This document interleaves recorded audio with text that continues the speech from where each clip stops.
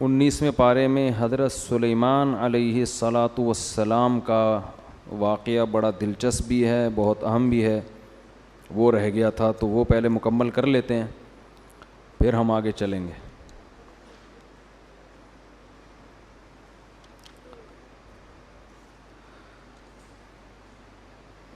وَلَقَدْ آتَيْنَا دَاوُودَ وَسُلَيْمَانَ عِلْمًا، اللہ فرماتے ہیں کہ ہم نے داؤد اور سلیمان کو علم عطا کیا۔ اس علم سے دین اور دنیا دونوں علوم مراد ہیں، کیونکہ آگے جس علم کا تذکرہ آ رہا ہے وہ دنیا کا علم ہے، اور دین کا علم تو پیغمبروں کے پاس ویسے ہی ہوتا ہے۔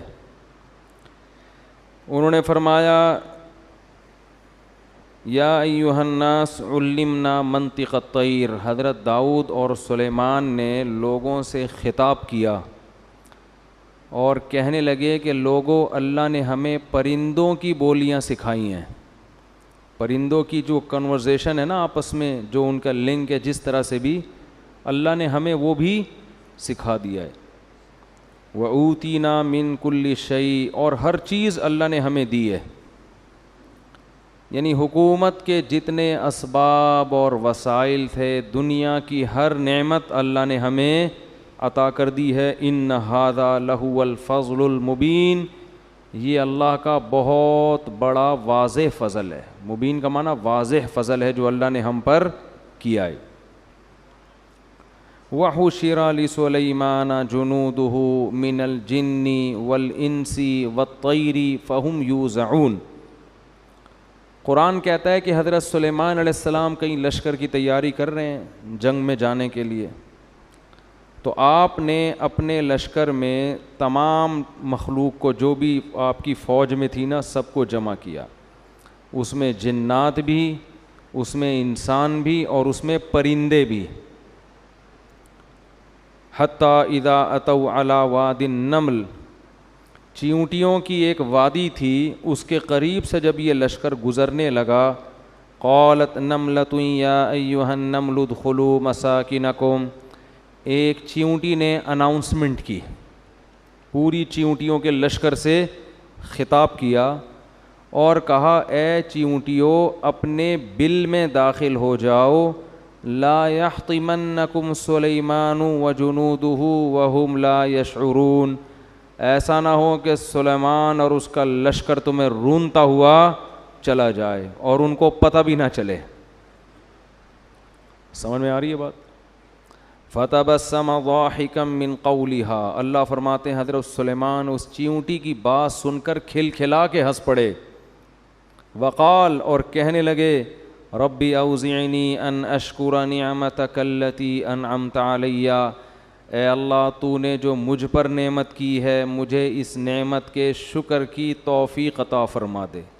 کتنا بڑا احسان کیا کہ چیونٹیوں کی آپس کی اناؤنسمنٹ اور ان کے لیڈر کا جو قوم سے خطاب ہے، وہ خطاب بھی میں سن بھی رہا ہوں اور سمجھ بھی رہا ہوں، تو مجھے اس نعمت پہ شکر کی توفیق عطا فرما دے۔ جو نعمت تو نے مجھ پہ کی ہے، وعلی والدیہ، اور میرے والدین پر جو نعمت کی، میرے والدین کون ہیں؟ داؤد علیہ السلام اور ان کی جو بھی زوجہ ہوں گی، ان دونوں پر بھی تو نے نعمت کی ہے، اس کا بھی شکر کی توفیق دے۔ وَأَنْ أَعْمَلَ صَالِحًا تَرْضَاهُ، اور اے اللہ مجھے توفیق دے کہ میں ایسا اچھا عمل کروں جس سے تو خوش ہو جائے۔ کیا خاندانی دعا ہے یا نہیں ہے؟ وَأَدْخِلْنِي بِرَحْمَتِكَ فِي عِبَادِكَ الصَّالِحِينَ، اور مجھے اپنی رحمت سے اپنے نیک بندوں میں شامل کر لے۔ یہ چھوٹا سا واقعہ ہے مگر اس میں بڑے اسباق ہیں۔ ایک تو ہمیں ایک سائنسی حقیقت پتہ چلتی ہے کہ بہت سے جانوروں کے آپس میں مواصلاتی رابطے ہوتے ہیں۔ اب یہ جو پرندوں کی بولی ہے یا چیونٹیوں کی بات ہے، یہ ضروری نہیں کہ وہ انگلش میں یا عربی میں یا اردو میں تقریر کر رہی ہوں، ہو سکتا ہے وہ بغیر آواز کے کوئی بات کر رہی ہوں، کوئی سگنل، کوئی میسج دے رہی ہوں۔ آپ آج بھی دیکھیں پرندے اڑتے ہیں، ایسے لائن بنا کے، قطار بنا کے چلتے ہیں اور ان کا آپس میں رابطہ ہوتا ہے۔ امریکہ میں ایک جنگل ہے جہاں سے تتلیاں ہزاروں کلومیٹر ہجرت کر کے دور جاتی ہیں. وہ حیران ہوتے ہیں کہ یہ اتنے کلومیٹر دور موسم کی تبدیلی میں وہاں، پھر وہاں سے پوری فوج یہاں آتی ہے، ان کا آپس میں رابطہ ہوتا ہے. بلکہ اب تو یہاں تک دریافت ہو گیا ہے کہ بعض جانور سمندر کے ایک کنارے پہ انڈے دے کے دوسرے کنارے پہ پہنچتے ہیں. ان جانوروں کا ان انڈوں سے جب بچے نکلتے ہیں نا، ان سے ان کا رابطہ ہوتا ہے. ہمارے ایک رشتہ دار وہ اس میں ہیں مرچنٹ نیوی میں، تو انہوں نے کہا کہ ایک دفعہ ہمارے جہاز پہ کچھ سائنسدان آئے. وہ سائنسدانوں نے سمندر کے کچھ جانور تھے جن کے اوپر کوئی آلات نصب کیے. پوچھا گیا بھائی یہ کیا کر رہے ہو؟ انہوں نے کہا کہ ہم اس پہ حیران ہیں کہ یہ جو سمندری مخلوق ہے یہ سمندر کے ایک کنارے پہ انڈے دیتے ہیں، لیکن ان انڈوں اور ان سے جب بچے نکلتے ہیں تو ان کی ماؤں کا ان سے رابطہ رہتا ہے. تو یہ کون سی ریز ہیں جو ان کی کھوپڑی سے نکل کے ان کی کھوپڑی میں ٹرانسفر ہو رہی ہیں، یہ کیسے پہنچتے ہیں؟ اس کی سیٹنگ ہو رہی ہے، اس کو ٹریس کرنے کی کوشش کر رہے ہیں. اتنا عجیب اللہ کا نظام ہے. یہ ایسے ہی تھوڑی کائنات خود بخود وجود میں آ گئی اور ایسے ہی اتفاق سے بس ڈارون پھینک کے چلا گیا اور ہماری یونیورسٹی میں اس کو کیچ کر کے لوگ اس پھینکے ہوئے مال کو پڑھ بھی رہے ہیں اور اس فضول ترین لٹریچر کو پڑھا بھی رہے ہیں اور دہریے ہو رہے ہیں. سمجھتے نہیں ہو بات؟ اب موبائل کے ذریعے ہمارے رابطے ہوتے ہیں. لوگ یہ کہتے ہیں سائنسدانوں کی ایجاد ہے سیل فون، کہ آپ کی بات کو یہاں سے وہاں تک پہنچا دیا. سائنس کسی چیز کی موجد نہیں ہوتی، یاد رکھو. سائنس کسی چیز کو ایجاد نہیں کرتی، پہلے سے موجود چیزوں پر مطلع ہو جاتی ہے. یہ بہت خاندانی اور ٹیکنیکل پوائنٹ کی بات ہے، اس کو سمجھنے کے لیے کھوپڑی کا بیدار ہونا ضروری ہے. بہت ٹیکنیکل بات ہے. یہ سائنس کی جتنی ایجادات ہیں نا، یہ حقیقت میں اللہ کی قدرت کی دلیل ہیں. سائنسدانوں نے کچھ بھی نہیں بنایا، پتہ چلا ہے. اس کی مثال ایسے ہے، گولڈ کتنا چمکدار ہوتا ہے نا، کیا خیال ہے؟ گولڈ کو گولڈ کہتے ہی اس لیے ہیں. اولڈ کو پتہ نہیں کیوں گولڈ کہتے ہیں، میری سمجھ میں آج تک آیا نہیں ہے. حالانکہ وہ تو چمکدار کہتے ہیں نا، اولڈ از گولڈ، لیکن اولڈ تو عجیب صحیح ہوتا ہے. ٹھیک ہے نا؟ تو خیر کچھ محاورے چل پڑے ہیں، کچھ چیزیں اولڈ اچھی ہوتی ہیں. خیر اب آپ سونار کے پاس گئے، آپ نے کسی کے ہاتھ میں سونا دیکھا، کوئی لاکٹ دیکھا، کوئی زیور دیکھا. کہاں سے لیا؟ جی مجھے فلاں سونار نے دیا ہے. اس سونار کے پاس پہنچے، تو نے کہاں سے لیا؟ وہ کہے گا فلاں جگہ. ہوتے ہوتے ہوتے اس آخری شخص کے پاس پہنچ گئے جس نے وہ سونا کان سے نکالا تھا. پہلا وہ شخص ہوگا نا، جو مزدور جس نے سونا کان سے نکالا ہے. آپ کہو کہ یار، پہلے تو آپ متاثر ہوئے، آپ نے کہا یار یہ سونار کا کمال ہے کہ ایسی خوبصورت چیز مارکیٹ میں لے کر آیا جس میں نہ زنگ لگتا ہے، نہ وہ پانی سے خراب ہو رہی ہے، نہ ہوا سے. سونے کا یہی خاصیت ہے نا. آپ نے کہا یہ اس کا کمال ہے یار. آپ نے کیا کیا؟ آپ نے کہا یار جس نے یہ گولڈ، میری گھر والی کے ہاتھ میں سونے کے کنگن ہے نا، آپ کی فرض کرو، آپ نے کہا کہ یار یہ بڑے اچھے لگ رہے ہیں. تو آپ نے کہا بیگم یہ جس نے بھی یہ گولڈ دیا ہے نا، یہ بنایا ہے، میں اس کو نوبل انعام دلوانا چاہتا ہوں. اس نے کہا بھائی مجھے کیا پتا، میں نے تو سونار کی دکان سے لیا. آپ پہنچ گئے سونار کے پاس، سیلوٹ کیا آپ نے، یار تمہاری عظمت کو سلام، کیا چمکدار چیز. وہ کہے گا بھائی میں نے تو صرف اس کو کیا کیا ہے، ایک خاص شکل میں ڈھالا ہے، میں نے تو خود کہیں اور سے لیا ہے. آپ کہو گے پھر تم نے جس سے لیا اس کو سیلوٹ ہے یار. آپ وہاں پہنچ گئے بھائی، وہ کہے گا بھائی ہم نے تو خود ہول سیل کی مارکیٹ سے اٹھایا ہے، ہم تو سیل پرچیز کرتے ہیں، باقی ہمیں کیا پتا. آپ نے کہا اچھا تم نے کہاں سے لیا ہے، میں اس کو انعام دلواؤں گا. آپ وہاں پہنچ گئے. جب وہاں پہنچے تو اس نے کہا یار ہمیں تو خام مال ملا تھا، تو ہم نے تو صرف پگھلا کے کچرا الگ کیا اور سونا الگ کیا اور ہول سیل مارکیٹ میں بیچ دیا. تو یہ تو آگ کا ایک خاص ٹیمپریچر ہوتا ہے، اس ٹیمپریچر پہ سونا الگ ہو جاتا ہے اور کچرا الگ. اس دن میں شیر شاہ کی بھٹی میں گیا، تانبا پگھلا رہے تھے، اللہ کی پناہ. تانبے کو نا, کچرا نہیں ہوتا تانبے کا, بھٹی میں ڈالا ہوا ہے اور وہ ایک خاص ٹیمپریچر پہ پانی کی طرح پگھلتا ہے تانبا, تو اس کو چھانتے ہیں, کچرا الگ تانبا الگ. ایسا جہنم کا منظر, اللہ کی پناہ یار. تو خاص ٹیمپریچر پہ بھائی وہ تجربہ کر کے ان کو پتہ چل گیا کہ سونا کس ٹیمپریچر پہ پگھل جاتا ہے, اس سے کچرا الگ سونا الگ. تو ہم نے تو یہ کام کیا ہے, اس پہ تھوڑا سا شکریہ بنے گا ان کا کہ یار کمال ہے آپ کا, ایک خاص ٹیمپریچر پہ محنت کرتے ہیں آپ اور سونے کو پگھلا کے, لیکن یہ کریڈٹ آپ کو نہیں جاتا. تو آپ نے کہاں سے لیا ہے؟ سونا بنانے کا کریڈٹ آپ کو نہیں جاتا, آپ نے کہاں سے لیا؟ تو کہے گا بھائی میں نے تو فلاں ساؤتھ افریقہ میں کھدائی ہو رہی ہے, وہاں سے ان سے ہمارا ٹھیکہ چل رہا ہے, ہم وہاں سے کچرا اٹھاتے ہیں. آپ نے کہا یار اس کا مطلب جو وہاں کھدائی کرنے والا ٹھیکیدار ہے نا, یہ پھر اس کا کمال ہے, اس کو انعام ملنا چاہیے, ایسی خوبصورت چیز مارکیٹ میں لا رہا ہے. آپ وہاں پہنچے, وہ کہے گا بھائی یہ تو میرا کمال نہیں ہے, مجھے تو یہ سائنسدانوں نے بتا دیا کہ ادھر پڑا ہوا ہے کچھ مشینیں آلات کے ذریعے, تو نکالنے والے کون ہیں؟ یہ مزدور ہیں. اب مزدور رہ گئے انعام دینے کے لیے. آپ مزدوروں کے پاس گئے, انہوں نے کہا بھائی ہمیں کیا پتہ, ہمیں تو یہاں کچھ چمک والی چیزیں نظر آئی تھی, ہم نے کھدائی کی, ہمیں سائنسدانوں نے بتایا, جو زمین کے ماہرین ہوتے ہیں, ہم نے نکال کے کچرا مارکیٹ میں پھینکتے رہتے ہیں, صفائی آگے ہوتی رہتی. آخر میں کمال کس کا بنتا ہے؟ جس نے اس زمین میں پیدا کیا. تو پتہ چلا پیدا کسی اور نے کیا ہے, اصل تو اس کا کمال ہے, باقی تو سب اس میں یا تو کچھ تبدیلی کر رہے ہیں یا اس پر مطلع ہو رہے ہیں کہ یہ ہے کہاں. بنانے والا ان میں سے کوئی بھی بولو نہیں ہے, کمال اس کا ہے جس نے مٹی کے اندر سونا پیدا کر دیا. ایسی اس کی کیا اس نے فارمولا بنایا اس کے اندر, وَأَنزَلْنَا الْحَدِيدَ فِيهِ بَأْسٌ شَدِيدٌ وَمَنَافِعُ لِلنَّاسِ. سورہ حدید کا نام ہی لوہا ہے. اللہ کہتے ہیں ہم نے زمین میں لوہا اتارا ہے جس میں لوگوں کے بے پناہ فائدے اور اس میں لوگوں کی تجارت ہے, منفعت ہے. کیسا اسکریپ کا کاروبار ہوتا ہے کہ نہیں ہوتا؟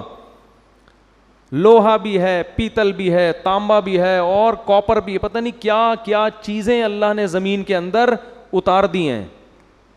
تو جو بنانے والا ہے نا, یہ سارا کریڈٹ اصل میں اس کو جاتا ہے. تو یاد رکھیں جتنی سائنسی ایجادات ہیں اس میں سائنس موجد کسی چیز کی نہیں ہے, کریٹر نہیں ہے. بنانے والا کون ہے؟ اللہ. موبائل کی مثال لے لیں, سائنس صرف مطلع ہوتی ہے اللہ کی بنائی ہوئی چیز پہ. یہ جو آپ یہاں فون کرتے اور ڈائریکٹ امریکہ میں آپ کی کال ملتی ہے, السلام علیکم, وعلیکم السلام, کیا حال ہے بھائی, طبیعت ٹھیک, سب سیٹ چل رہا ہے, مارکیٹ میں کوئی پرابلم تو نہیں ہے, ہاں بھائی ٹھیک, ایک دم آپ کی بات وہاں اور ان کی بات یہاں. آپ بولتے ہو یار سائنسدانوں کا کمال ہے. یہ کمال سے مجھے ایک لطیفہ ضرور یاد آتا ہے سائنس کے کمال سے. ایک آدمی ملتان جا رہا تھا ٹرین میں نا, ٹرین اوپر برتھ میں سو رہا تھا, وہ دیہاتی آدمی تھا. تو ٹرین وہاں جا کے رک گئی, وہ سوتا رہا, اس کو پتہ ہی نہیں چلا. ٹرین دھل دھلا کے واپس آ رہی ہے کراچی کی طرف. تو نیچے سیٹ پہ جو بندے بیٹھے ہوئے ہیں وہ اس کو نہیں پتا, وہ بیچارہ آنکھ ہی نہیں کھلی اس کی. اب جب ٹرین واپس آ رہی ہے تو وہ نیچے جھانک کے نیچے سیٹ والوں سے پوچھتا ہے کہاں جا رہے ہو؟ انہوں نے کہا کراچی. کہتے ہیں سائنس کی ترقی ہے, ایک ہی ٹرین ہے, اوپر والی برتھ ملتان جا رہی ہے, نیچے والی سیٹ کراچی جا رہی. سائنس کی ترقی ہے. یہ دن بھی ہمیں اپنی زندگی میں دیکھنا نصیب ہوا. ایک ہی ٹرین میں اوپر والی برتھ ملتان, نیچے والی سیٹ کراچی. تو سائنس کی ترقی کا لفظ جب بھی میں زبان سے نکالتا ہوں نا, مجھے یہ ترقی یاد آتی ہے, یہ والی بھی یاد آتی ہے. تو ہم یہ کہتے ہیں یار ہم ادھر فون ملاؤ, ٹھک ٹھک ٹھک, ایک دم ہماری بات کہاں پہنچنا شروع, امریکہ. وہ وہاں سے بات کر رہا ہے, پتہ نہیں یار یہ سائنس کی ترقی. اصل میں اللہ نے یہ ریز پہلے سے پیدا کر کے خلا میں زمین میں چھوڑی ہوئی ہیں.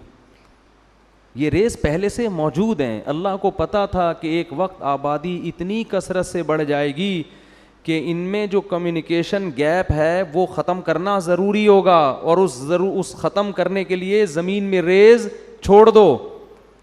جیسے اللہ نے زمین کی رگوں میں پیٹرول چھوڑا ہے نا, سائنس نے پیٹرول ایجاد نہیں کیا, دریافت کیا ہے. تو ہماری جو گاڑیوں کے پہیے پیٹرول سے گھوم رہے ہیں, یہ اصل کمال سائنسدانوں کا نہیں ہے, اصل کمال اس خدا کا ہے جس نے زمین میں اس ایندھن کو پیدا کیا. اور یہ ایندھن پہلے دریافت نہیں ہوا تھا کیونکہ پہلے ضرورت نہیں تھی. قرآن کے الفاظ دیکھو, وَقَدَّرَ فِيهَا أَقْوَاتَهَا فِي أَرْبَعَةِ أَيَّامٍ, فرمایا جب ہم نے زمین کو بنایا اور انسان کو پیدا کرنے کا ارادہ کیا تو انسان کی پیدائش سے پہلے ہم نے زمین میں انسان کی بنیادی ضرورتوں کا اندازہ ٹھہرا لیا. ایک ایک لفظ بڑا قیمتی ہے اس آیت میں, کیا عجیب. قوت کہتے ہیں جو آپ کی زندگی کے بیسک لوازمات ہوتے ہیں, اس کو عربی میں کیا کہتے ہیں؟ بنیادی خوراک یا بنیادی لوازمات, اس کو کیا کہتے ہیں؟ قوت. اس کی جمع آتی ہے اقوات. قرآن یہ نہیں کہہ رہا کہ انسان کی بنیادی ضرورتیں ہم نے پہلے سے زمین میں پیدا کر دیں. نا نا نا نا نا, پیدا کر دی ہوتی نا تو پھر پتہ ہے کیا ہوتا؟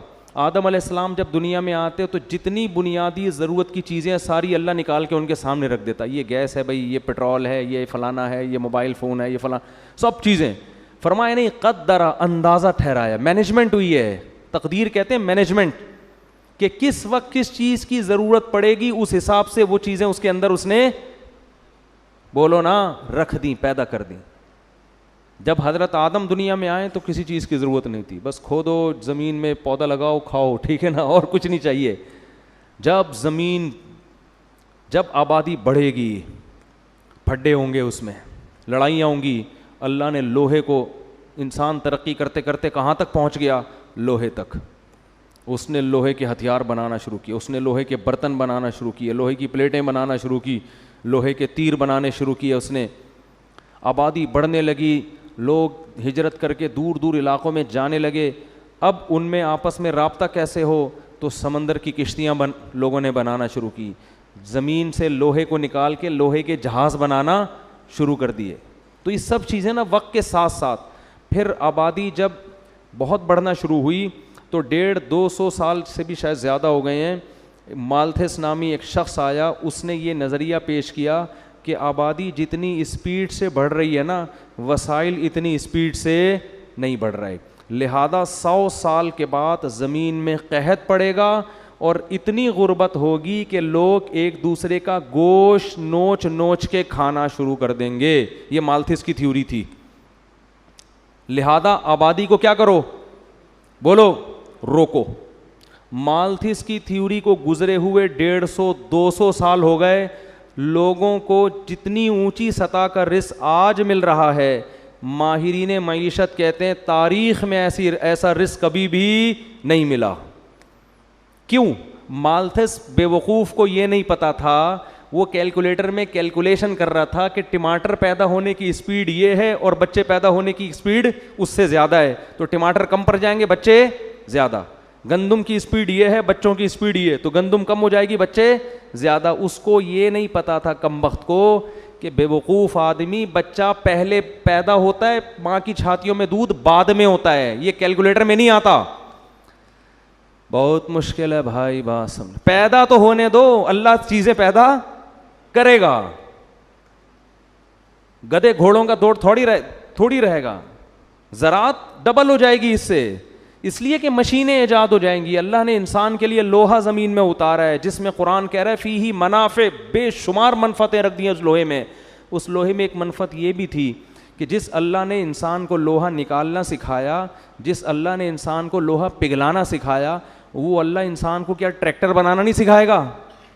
کہ بھائی وہ مالتھس تو بات کر رہا ہے بیل سے جب ہل جوتے جاتے تھے, ٹھیک ہے نا, تو مشینیں ایجاد ہوں گی, اور مشینوں کو چلانے کے لیے یہ جنگل کی لکڑیاں نہیں چلائیں گی. زمین کی رگوں میں تیل دوڑ رہا ہے, اس تیل پر انسان مطلع ہوگا, اور پھر دمام میں آپ جا کے دیکھو کیسے کنٹینر لوڈ ہو رہے ہیں پیٹرول کے, ڈیزل کے. کبھی یہ منظر اپنی آنکھوں سے جا کے دیکھو, انسانی عقل حیران ہو جاتی ہے.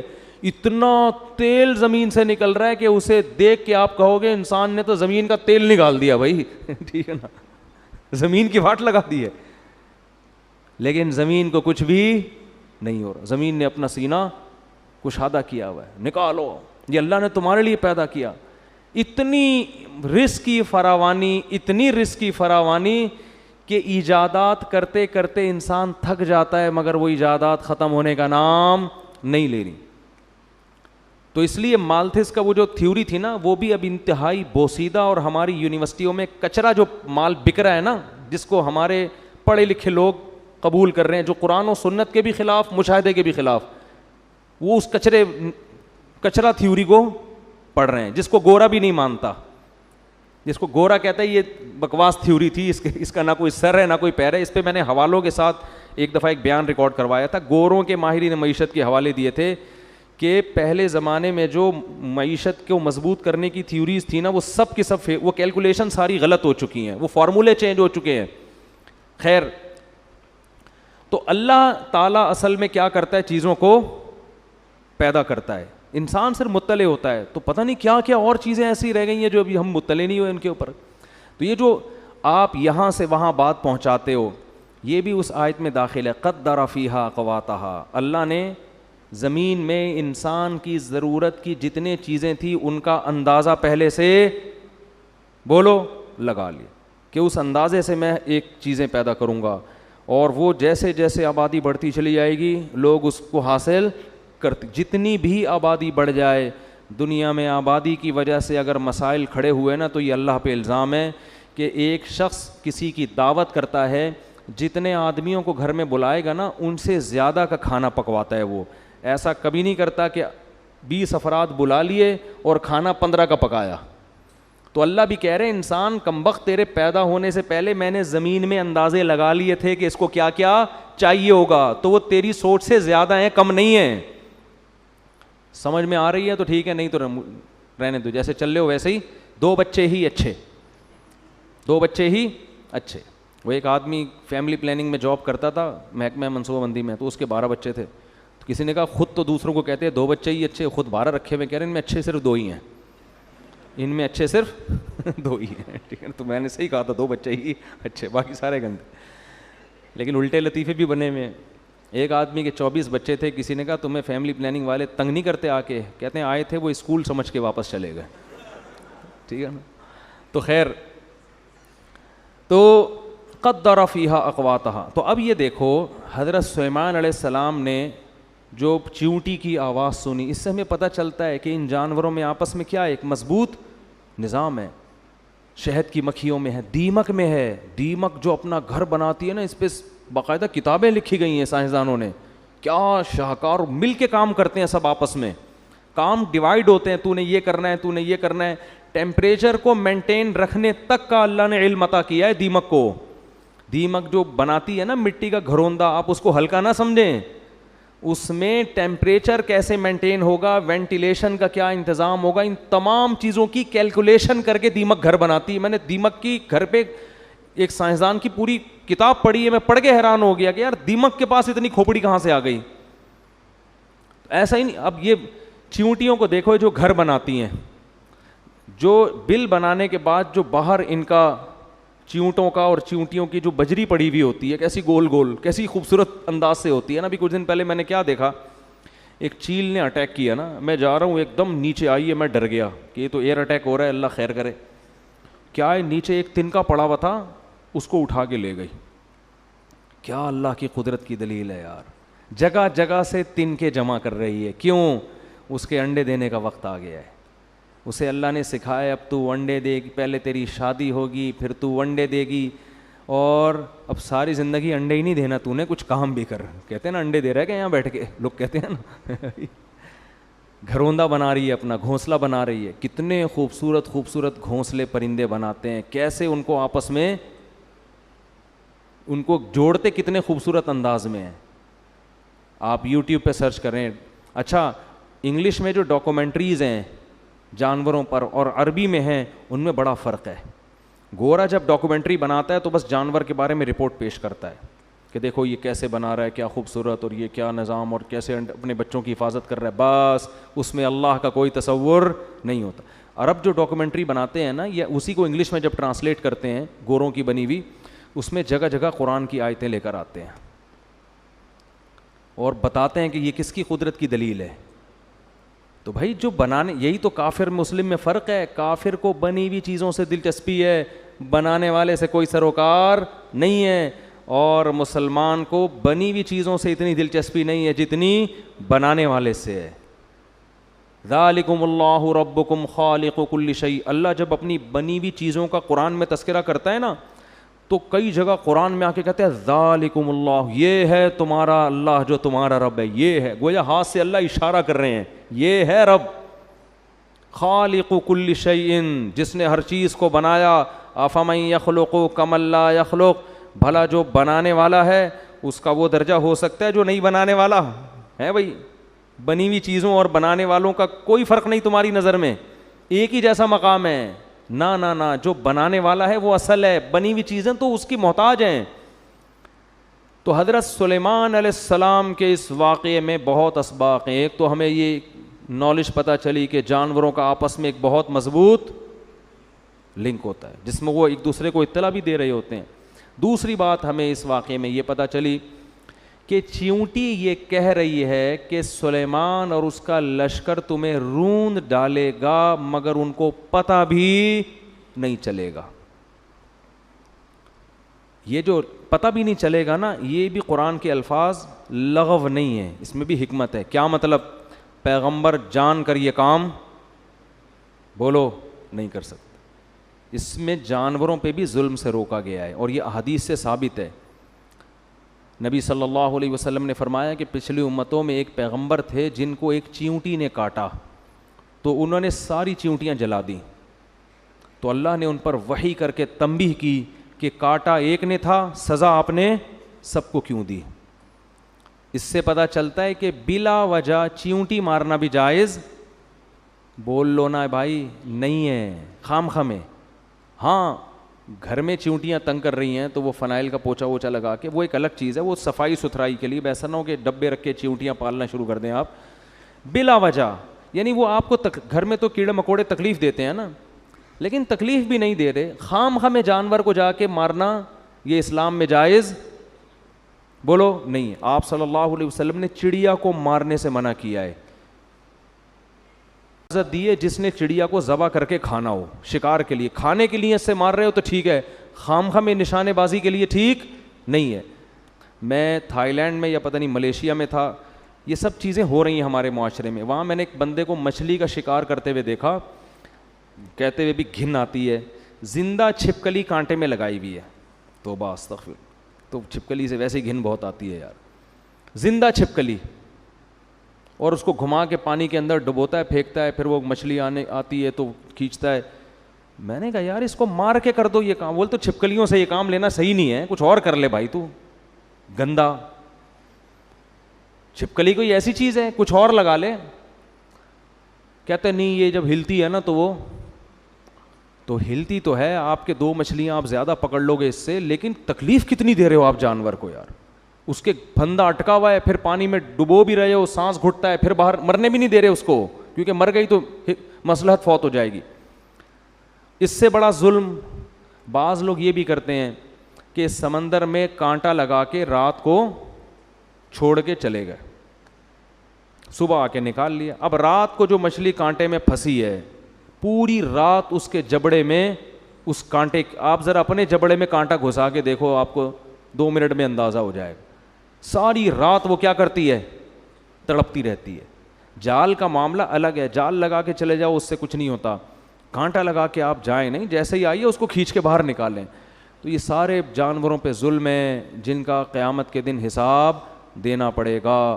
ہاں اس میں اعتدال کی راہ ہے کہ اب ایسا نہ ہو کہ چیونٹی مارنا ناجائز ہے تو اب دیکھ دیکھ کے چلنا شروع کر دیں کہ میرے پاؤں کے نیچے کہیں چیونٹی نہ آ جائے. اتنی تکلف کی ضرورت نہیں ہے. وہم لا یشعرون, سلیمان علیہ السلام بھی دیکھ دیکھ کے نہیں چل رہے تھے لشکر میں کہ نیچے جو آ گیا تو آ گیا, اب تھوڑی اتنا کسی کے پاس. تو چیونٹیوں نے اسی وجہ سے کہا کہ بھائی سلیمان اور اس کا لشکر تمہیں رونتا ہوا نکل جائے گا اور ان کو پتہ بھی نہیں چلے گا. کہتے ہیں ایک روایت ہے, پتہ نہیں صحیح ہے ضعیف ہے, کہ حضرت سلیمان نے چیونٹی کو بلا کے پوچھا کہ تجھے پتہ ہے کہ میں پیغمبر ہوں اور پیغمبر کسی پہ ظلم نہیں کرتا, تو میرے بارے میں کیسے بدگمان ہو گئی کہ میں رونتا ہوا چلا جاؤں گا. تو چیونٹی نے کہا کہ سلیمان آپ تو بڑے سمجھدار ہیں, آپ کو پتہ نہیں میں نے وہم لا یشعرون بھی کہا ہے کہ ان کو پتہ نہیں چلے گا. ٹھیک ہے نا, چیونٹی کے بارے میں کس کو پتہ چلتا ہے. تو خیر سلیمان علیہ السلام قرآن کہتا ہے فَتَبَسَّمَ ضَاحِكًا مِّن قَوْلِهَا, کھلکھلا کے ہنسے اس کی بات پہ. تو ہاں تو میں جلدی جلدی نقطے بیان کرتا. پہلا نقطہ ہمیں پتہ چلتا ہے کہ جانوروں کا آپس میں رابطہ ہوتا ہے, بڑا عجیب اللہ کا بنایا ہوا نظام ہے. دوسرا ہمیں یہ پتہ چلتا ہے کہ جانور پہ بھی ظلم کرنا ناجائز ہے. تبھی چیونٹی نے کہا ان کو پتہ نہیں چلے گا, یعنی وہ گویا یہ اقرار کر رہی ہے پتہ چل جائے تو یہ سائڈ سے گزر جائیں.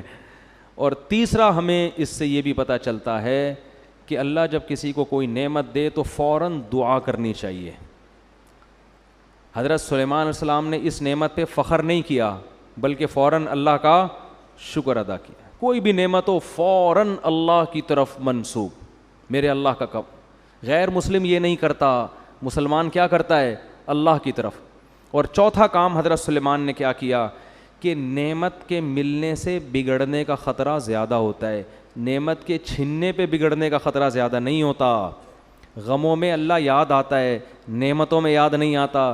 تو حضرت سلیمان اللہ سے دعا کر رہے ہیں کہ اللہ تو نے مجھے نعمتیں تو دے دی کیسی کیسی کہ چیونٹیوں کی باتیں سن رہا ہوں میں, مجھے خطرہ اس بات کا ہے کہ کہیں میں ناشکرا نہ بن جاؤں, کہیں میں خود پسندی میں, عجب میں, تکبر میں مبتلا نہ ہو جاؤں. تو میں تجھ سے دعا مانگتا ہوں اوزعنی ان اشکر نعمتک, کہ تو مجھے توفیق دے کہ میں شکر بھی کروں اس کا. جو اللہ والے لوگ ہوتے ہیں ان کو نعمت ملنے پر اتنی خوشی نہیں ہوتی, ان کو اس بات کی خوشی زیادہ ہوتی ہے کہ اس کے شکر کی توفیق ملے. کیونکہ نعمت ملنے کے بعد اگر شکر کی توفیق نہیں مل رہی تو یہ نعمت نہیں ہے, یہ الٹا عذاب ہے اللہ کا. تو اس لیے نا جب بھی کوئی نعمت ملے بار بار اے اللہ مجھے شاکر بنا, یہ زیادہ بڑی نعمت ہے. دیکھو کسی کو تھوڑی نعمت ملی, شکر کی توفیق مل گئی, یہ زیادہ خوش قسمت ہے اس شخص سے جس کو نعمتیں زیادہ ملیں مگر شکر کی توفیق نہیں مل رہی. اور شکر پتہ ہے کسے کہتے ہیں, نافرمانی نہ ہو. شکر کا مطلب یہ نہیں کہ بس الحمدللہ ماشاء اللہ کہہ دیا, شکر کا مطلب وہ نعمتوں کو استعمال کر کے انسان گناہ نہ کرے, یہ شکر کا سب سے پہلا درجہ ہے. تو جب بھی نعمتیں ملیں اور ہم سب کو ملی ہوئی ہیں تو اللہ سے دعا مانگنی چاہیے اللہ مجھے اس کی شکر کی توفیق دے. کیا مطلب, مجھے گناہ کرنے سے بچا لے, ایسا نہ ہو میں تیری نافرمانی میں لگ جاؤں. ایک بات. تیسری بات ہمیں اب نمبر خود ہی لگائیں, پتہ نہیں تیسرا نمبر ہے چوتھا نمبر ہے, مجھے صرف چلو ابھی زیادہ ہو جائے گی پھر. تو چوتھی کیا, اپنے ساتھ اپنے والدین کو بھی شریک کیا. وعلی والدیہ, کہ تو نے میرے والدین پر بھی جو نعمت کی ہے اس کی بھی مجھے شکر کی توفیق دے. اس میں یہ بتایا کہ انسان کا اپنے والدین سے اتنا قریبی رشتہ ہوتا ہے کہ ان پر نعمت گویا آپ پر, یعنی ان کی خوشی میں آپ کو خوشی ہونی چاہیے. اور دعا میں ہمیشہ اپنے والدین کو اپنے ساتھ رکھنا چاہیے. اور پھر آگے کیا کہہ رہے ہیں, وَأَنْ أَعْمَلَ صَالِحًا تَرْضَاهُ, ایسا نہ ہو کہ ان نعمتوں میں پڑھ کر تجھے بھول جاؤں, مجھے ایسے اچھے عمل کی توفیق دے جس سے تو خوش رہے مجھ سے. اصل میرا مسئلہ کیا ہے, ایسا نہ ہو تو ناراض ہو جائے مجھ سے. دیکھو آج ہم نعمتوں کے سمندر میں ڈوبے ہوئے ہیں لیکن ہم لوگوں کی یہ کیفیت نہیں ہے. نعمت سے زیادہ فکر ہو کہ اللہ سے تعلق اور زیادہ قوی ہو اور شکر کی توفیق ملے, گناہ سے بچنے کی توفیق ملے, یہ بہت بڑی نعمت ہے. اور ادخلنی برحمتک فی عبادک الصالحین, یہ تو سب سے خاندانی بات, یہ بڑی خاندانی بات ہے, اس کو سمجھنے کی ضرورت ہے اس فرقواریت کے دور میں. اس وقت حضرت سلیمان سے افضل دنیا میں کوئی بھی نہیں تھا, حضرت سلیمان اور داؤد سے افضل. اور اتنے معجزے ان کو مل رہے ہیں اسی لیے نا کہ افضل تھے سب سے. لیکن دعا کیا کر رہے ہیں, دعا کے آخر میں کہہ رہے ہیں اے اللہ مجھے اپنے نیک بندوں میں داخل کر دے. یہ تواضع ہے کہ میری کیا حیثیت, بہت سے تیرے نیک بندے دنیا میں ہیں, مجھے بھی ان میں سے ایک ادنا فرد بنا لے. آج تھوڑی سی کوئی علم کی بات سیکھ لے, ایسا فنٹر بنتا ہے کہ اپنا چینل کھول کے ساری دنیا کو برا بھلا کہنا اور یہ امیج بنانا کہ میرے سے بڑا فنٹر دنیا میں کوئی ہے ہی نہیں ہے, میں آ گیا ہوں, اب میں لوگوں کو بتاؤں گا کہ صحیح کیا ہے غلط کیا. اس سے پہلے دنیا اندھیروں میں ڈوبی ہوئی تھی, سارے بزرگ غلط, سارے علماء غلط, سارے مفتی غلط, سارے وہ میں ہوں, میں بتاؤں گا کیا ہے. اصل تو کون ہے, یہ خود اس کی علامت ہوتی ہے کہ یہ بندہ ٹھیک نہیں ہے. جو ٹھیک ہوتا ہے نا وہ کہتا ہے کہ بھائی مجھ سے بڑے بڑے لوگ، نیک لوگ دنیا میں موجود ہیں، اے اللہ تو مجھے بھی انہی میں سے ایک فرد بنا لے. ادخلنی برحمتک، اے اللہ اپنی رحمت سے بنا. کیا مطلب؟ میرا عمل اس قابل نہیں ہے کہ میں نیک لوگوں میں شامل ہو جاؤں، عمل تو میرا ایسا ہے کہ مجھے الگ سے سزا ملے. جیسے امام ابو حنیفہ نے سورہ یاسین کی ایک آیت میں پوری رات گزار دی.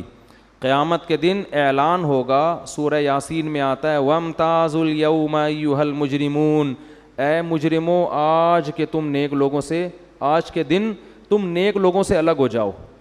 تو امام حنیفہ رحمہ اللہ پوری رات یہ آیت پڑھ کے روتے رہے کہ پتہ نہیں اس وقت میرا حال کیا ہوگا جب اللہ اعلان کرے گا نا کہ اے مجرموں، دنیا میں تو سب ایک ساتھ رہتے ہیں نا، نیک برے سب ایک ہی دسترخوان پہ بیٹھے ہوتے ہیں، دفتروں میں سب ایک ساتھ جاب کر رہے ہیں، ہر جگہ ایک ساتھ، گھر میں ایک بیٹا نیک ہے ایک برا ہے.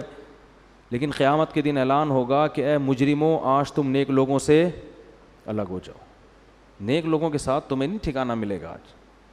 تو وہ روتے رہ کہ اس دن یہ پتہ نہیں ہمارا شمار ہوگا کس میں. تو نیک تھے نا، ان کو فکر تھی.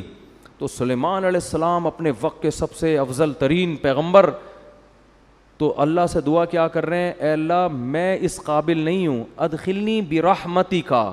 یہ نہیں کہہ رہے اے اللہ میری عبادت کو دیکھتے ہوئے ہونا یہ چاہیے کہ مجھے جو ہے وہ میں ہوں تو ویسے سب سے اچھا ہی. اگر ہم ہوتے تو یوں دعا مانگتے، اے اللہ تجھے پتہ ہے سب سے اچھا تو میں ہوں، کیونکہ میں نے سب کی دکانیں بند کر دی ہیں، میرا چورن مارکیٹ میں بک رہا ہے جس سے میں نے ایسا کر دیا ہے کہ اب کوئی سر اٹھانے کے قابل نہیں ہے.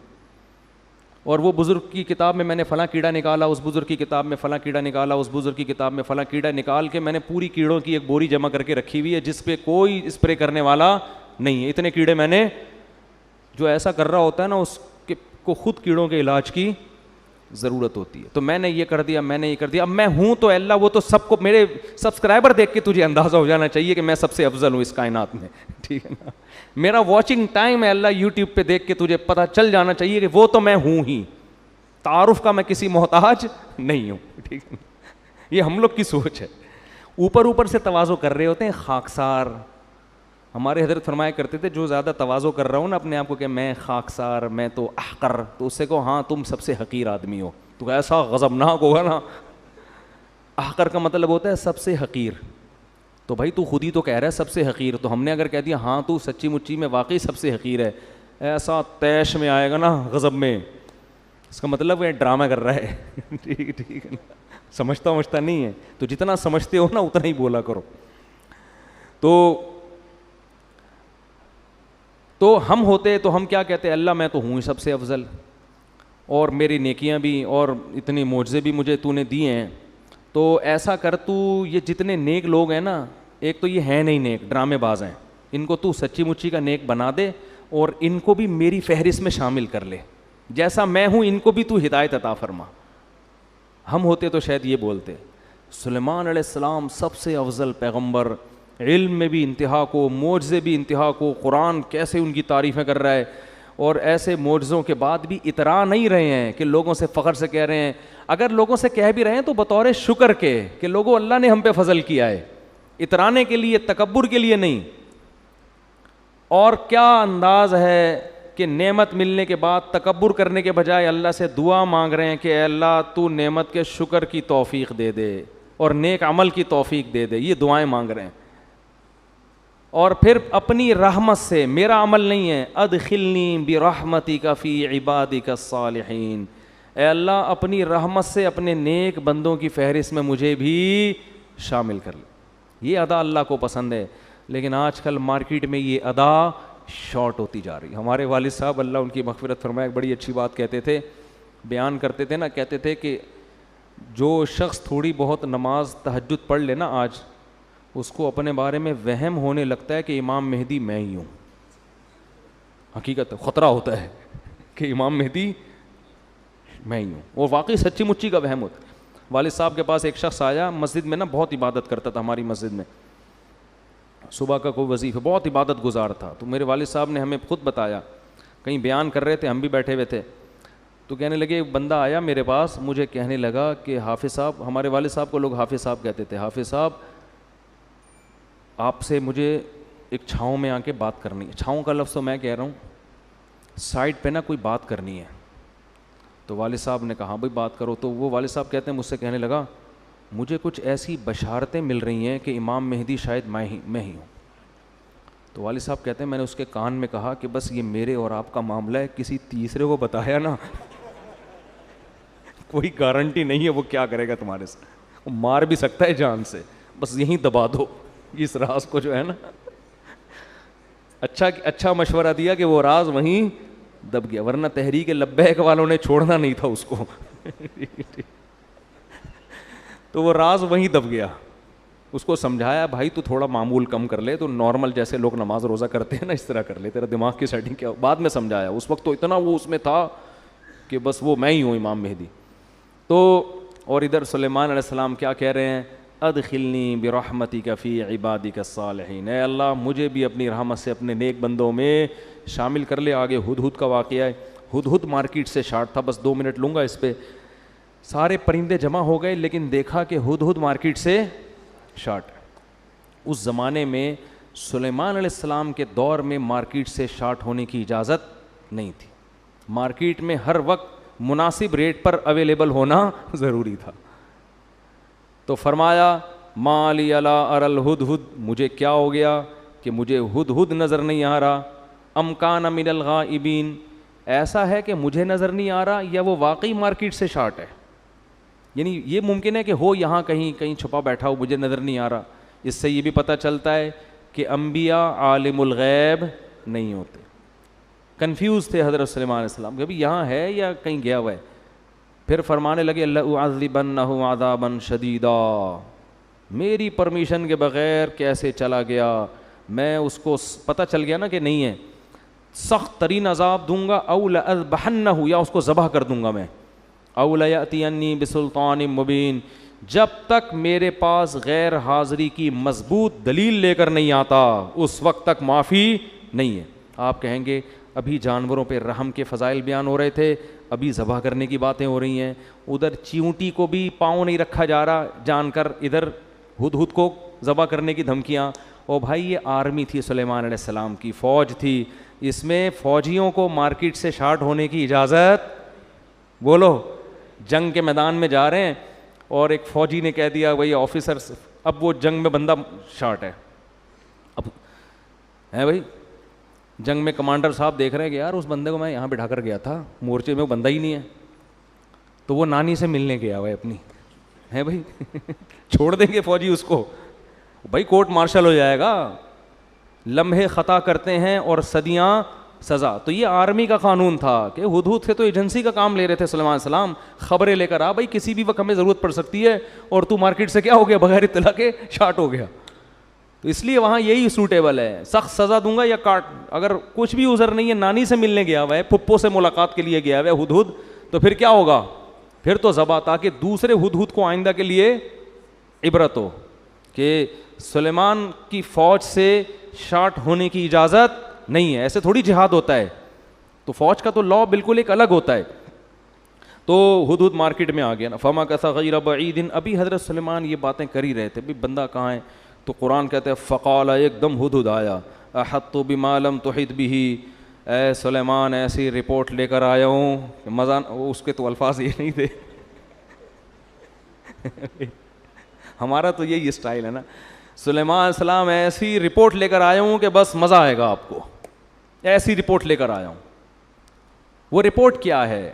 آپ کا یہ دعویٰ ہے کہ میں دنیا میں اللہ کا نظام نافذ کر رہا ہوں, ہے بھائی اتنی بڑی فوج جس میں جنات بھی ہیں, پرندے بھی ہیں, اور 100 لاکھوں گھوڑے بھی ہیں, اور ایسی زرہیں آپ کے والد بنایا کرتے تھے, اور آپ اور ہواؤں میں اڑ اڑ کے جا رہے ہیں آپ دنیا میں, اور آپ اس خوش فہمی میں ہیں کہ دنیا میں فتح کر چکا ہوں. ایسا نہیں ہے, ایک ایسی حکومت کی اطلاع لے کر آیا ہوں آپ کے پاس کہ وہ گورنمنٹ چھوٹی موٹی گورنمنٹ نہیں ہے, بہت بڑی پاورفل آپ جیسی حکومت, اور ہے بھی غیر مسلم. سورج کی عبادت کرتے ہیں وہ لوگ. یعنی چھوٹی موٹی حکومت ہوتی تو ہم کہتے کہیں کونے کھانچے میں آپ سے چھپی رہ گئی ہوگی. ہو جاتا ہے چھوٹے موٹے گاؤں تو گوگل بھی ٹریس نہیں کر پاتا نا, گوگل ٹھیک ہے نا, سیٹلائٹ سیاروں سے اوجھل ہو جاتے ہیں, پوری ایک ریاست ہی آپ کی نظر سے اوجھل ہو, تو یہ تو بہت بڑی ہم سب کے لیے شرمندگی کی بات ہے.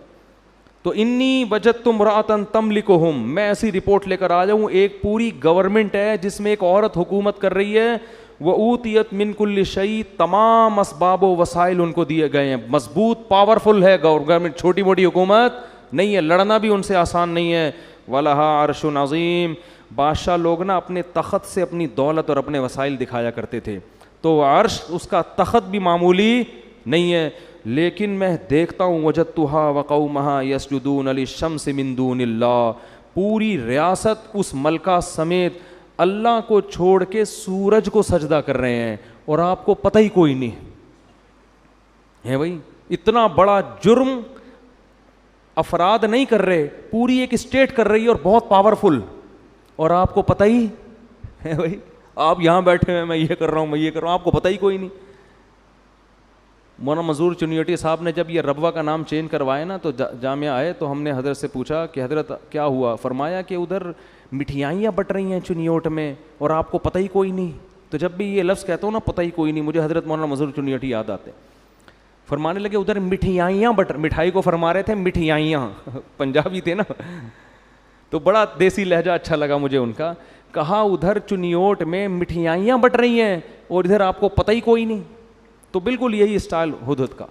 ہدہد کہہ رہے ہیں سلیمان آپ یہاں باتیں کر رہے ہیں میری یہ حکومت میں، ادھر پوری ایک ریاست ہے، ریاست بھی کمزور نہیں، پاورفل، اور پوری ریاست سجدہ کس کو کرتی ہے؟ اللہ کو چھوڑ کے سورج کو، اور آپ کو پتہ ہی کوئی نہیں ہے۔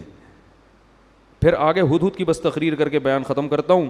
ہدہد کہنے لگا اللہ یسجدوا للہ الذی یخرج الخبء فی السماوات، کہ میری سمجھ میں نہیں آتا جو اللہ آسمانوں اور اندھیروں کو روشنیوں سے جدا کرنے والا ہے اور ہمارے پوشیدہ اور ظاہر باتوں کو جانتا ہے، اس اللہ کو چھوڑ کر ان کمبختوں کو ہو کیا گیا کہ کس کو سجدہ کر رہے ہیں؟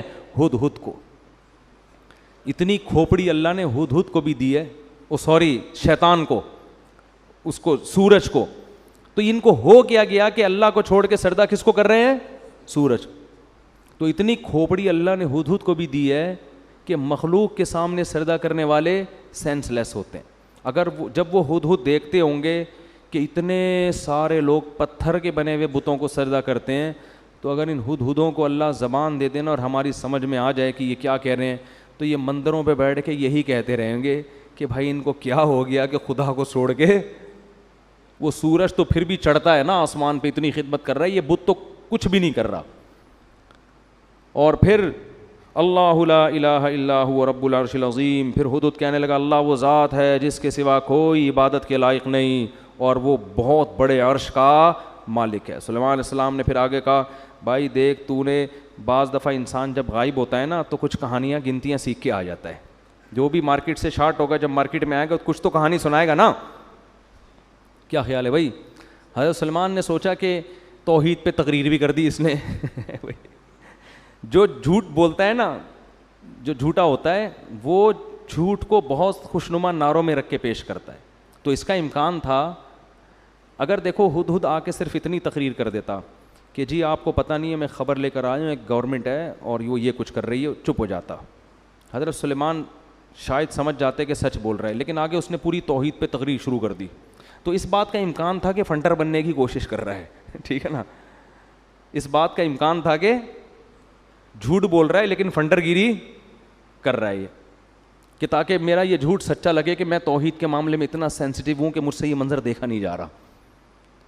اس لیے حضرت سلیمان نے کہا کہ بھائی یہ 2 نمبری بھی کر سکتا ہے، ٹھیک ہے نا، اتنا نیک اور ایسی توحید پہ تقریر، اور مجھے ان کو کیا ہو گیا اللہ کو چھوڑ کے، ایکچولی میں ڈپریشن میں جا رہا ہوں، میں اسٹریس میں جا رہا ہوں، مجھے سمجھ میں نہیں آ رہا۔ تو جھوٹ بولنے والے بہانے باز بھی اس طرح کر رہے ہوتے ہیں۔ اس لیے سلیمان نے کہا کہ یا تو بہت نیک ہے، ٹھیک ہے نا، تجھے واقعی شرک پہ بڑی تکلیف ہو رہی ہے، یا تو سچ کہہ رہا ہے، تو ہم دیکھیں گے، ایسے تیری بات کا یقین نہیں کریں گے۔ سننظر اصدقت ام کنت من الکاذبین، ابھی ہم تحقیق کریں گے کہ تو سچ کہہ رہا ہے یا تو جھوٹ کہہ رہا ہے، اور پھر یہ خط لے کے جا ملکہ سبا سے ذرا اس کا جواب لے کر آ۔ ان کو پتہ تھا یہ خط تھوڑی لکھ سکتا ہے، نہ پڑھ سکتا ہے۔ اس سے یہ بھی پتہ چلتا ہے کہ دنیا کی کوئی بھی حکومت ہو، فوج ہو، اس کو خفیہ ایجنسیوں کی بہرحال ضرورت پڑتی ہے جو رپورٹیں لا کے پیش کریں۔ تو سلیمان علیہ الصلاۃ والسلام نے ہدہد کو کہا کہ تو غیر حاضر تھا، جب تک غیر حاضری کی مضبوط دلیل پیش نہیں کرے گا اس وقت تک تیرا عذر قبول نہیں ہو. اور اس کو پرچہ پکڑا دیا کہ ملکہ سبا جس کے بارے میں تیرا یہ دعویٰ ہے کہ اس کی ایک بہت بڑی حکومت ہے اور بہت شاندار جاندار حکومت، اور وہ اللہ کو چھوڑ کر سورج کو سجدہ کرتے ہیں، تو میرا یہ خط ہے، یہ ملکہ سبا کو لے جا کے پکڑا دے اور دیکھتے ہیں وہاں سے جواب کیا آتا ہے. اسی سے اندازہ ہو جائے گا کہ یہ واقعی سچ کہہ رہا ہے یا جھوٹ. ہدہد نے لے جا کے وہ ملکہ سبا کو پکڑا دیا. پہلے زمانے میں پرندوں کے ذریعے خط و کتابت ہوتی تھی، اس کے لیے پرندے استعمال ہوتے تھے. پرندوں کو سدھایا جا سکتا ہے، بعض پرندوں کو، ہر ایک پرندے کو نہیں. اچھا یہ جو ہدہد جس کو آج ہم ہدہد کہتے ہیں، یہ وہ والا ہدہد نہیں ہے، کچھ نام چینج ہو گئے ہیں. تو حضرت سلیمان علیہ السلام نے خط لکھا، انہو من سلیمان، پہلے نام لکھا، یہ کس کی طرف سے ہے؟ سلیمان کی طرف سے. وَإِنَّهُ بِسْمِ اللَّهِ الرَّحْمَنِ الرَّحِيمِ، اور اس کا مضمون یہ ہے اللہ کے نام سے شروع کرتا ہوں جو بڑا مہربان اور نہایت رحم کرنے والا ہے. بڑی جان ہے اس کلمے میں. آج لوگ تحریر سے پہلے بسم اللہ نہیں لکھتے، یا تو 786 لکھ دیتے ہیں یا لکھتے ہی نہیں کہ کہیں پیپر گر گیا تو بے ادبی نہ ہو جائے. یہ وہمی ہونے کی علامت ہوتی ہے. اتنا زیادہ ادب تمیز کہ آپ کوئی کام ہی چھوڑ دیں، پھر تو کہیں بھی نہیں لکھنا چاہیے، پھر تو قرآن میں بھی نہیں لکھنا چاہیے. کئی بعض دفعہ قرآن انسان کے ہاتھ سے غلطی سے گر جاتا ہے، اللہ تعالیٰ حفاظت میں رکھے. تو اتنا زیادہ نہیں مسلط کرنا چاہیے اپنے آپ کو، اپنے اوپر ان چیزوں کو. ادب ایک حد تک ہو تو ٹھیک ہے، اس سے آگے بڑھے گا تو ٹینشن کے علاوہ کچھ بھی حاصل نہیں ہوگا. آج کسی نے بتایا کہ میں واش روم میں جب پیشاب کر کے فارغ ہوتا ہوں کمبورڈ میں تو چھینٹیں پڑتی ہیں، تو اس میں پوری ڈیٹیل پیش کی تھی. پانی زیادہ ہو تو پیشاب کی مقدار کم ہو تو پھر چھینٹوں کا کیا حکم ہے، پانی کم ہو پیشاب زیادہ ہو پھر چھینٹوں کا کیا حکم ہے، چھینٹوں کی تعداد اتنی ہو تو کیا ہے، پوری رپورٹیں. میں نے بولا بھائی تو استنجا کر کے پتلی گلی سے نکل جایا کر، تھوڑا احتیاط کرو کہ چھینٹیں نہ پڑیں، باقی اتنا رپورٹ پیش کرنے کی ضرورت نہیں ہے. پتلی گلیاں کیوں بنائی جاتی ہیں بھائی؟ اس لیے تو بنائی جاتی ہیں، اگلے نے بھی انتظار کر رہا ہے، وہ باہر کھڑا ہوا، اس کی چھینٹوں کا، اس کا تو سب کچھ حساب کتاب جو ہے نا وہ اس کی پینٹ میں ہو جائے گا تمہاری چھینٹوں کے چکر میں. تو مسلط کر لیتے ہیں اپنے اوپر. تو بعض لوگ ادب تمیز کو مسلط کر لیتے ہیں بہت زیادہ. اب دیکھو اگلی صف میں لوگ قرآن پڑھتے ہیں، مسجد میں پچھلی صف میں قرآن ہی نہیں پڑھتے بیٹھ کے، اس لیے کہ وہ کہتے ہیں اگلے والے کی پیٹھ ہو رہی ہے. کچھ نہیں ہوتا بھائی، اگر ہو رہی ہے تو اب یہ تھوڑی کہ وضو خانے تک کوئی قرآن ہی نہیں پڑھ سکتا بیٹھ کے. تو یہ تو مجبوری ہے، جب صفوں میں بیٹھیں گے تو پشت سے بچنا ممکن نہیں ہے، تو کوئی مسئلہ نہیں ہے. اگلی صف میں بھی لوگ قرآن لے کے بیٹھ جائیں، پچھلی صف میں بھی بیٹھ جائیں لوگ لے کے، اس بہانے تلاوت تو کریں گے نا. ہاں جان جان کر بے ادبی کرنا یا وہ طریقہ اختیار کرنا جس میں واضح توہین ہو، یہ جائز نہیں ہے. تو ہمارے ہاں عربوں میں ایسا ہوتا ہے کہ پچھلی صفوں میں بھی لوگ قرآن پڑھتے ہیں، ادھر انڈیا پاکستان میں ہوتا ہی نہیں ہے، قرآن کی تلاوت ہی نہیں ہوتی مسجدوں میں اس چکر میں. اچھا تو حضرت سلیمان علیہ السلام نے خط لکھا، بسم اللہ الرحمن الرحیم، اللہ کے نام سے جو بڑا مہربان اور نہایت رحم کر. کیا جان پیدا ہو جاتی ہے اس سے آپ کی تحریر میں. اور آگے مضمون دیکھو، اللہ تعالو علیہ. بات یہ ہے سرکشی مت کرو، وَأَتُونِي مسلمین، فرما بردار بن کے چلی آؤ، بس دیٹس آل. آگے اپنے سائن یا اسٹیمپ جو بھی ہوگی. اتنی سی بات ٹھیک ہے نا. میں نے اس دن بیان کیا تھا نا کہ زیادہ بولنا کس کی علامت ہے؟ فالٹ کی.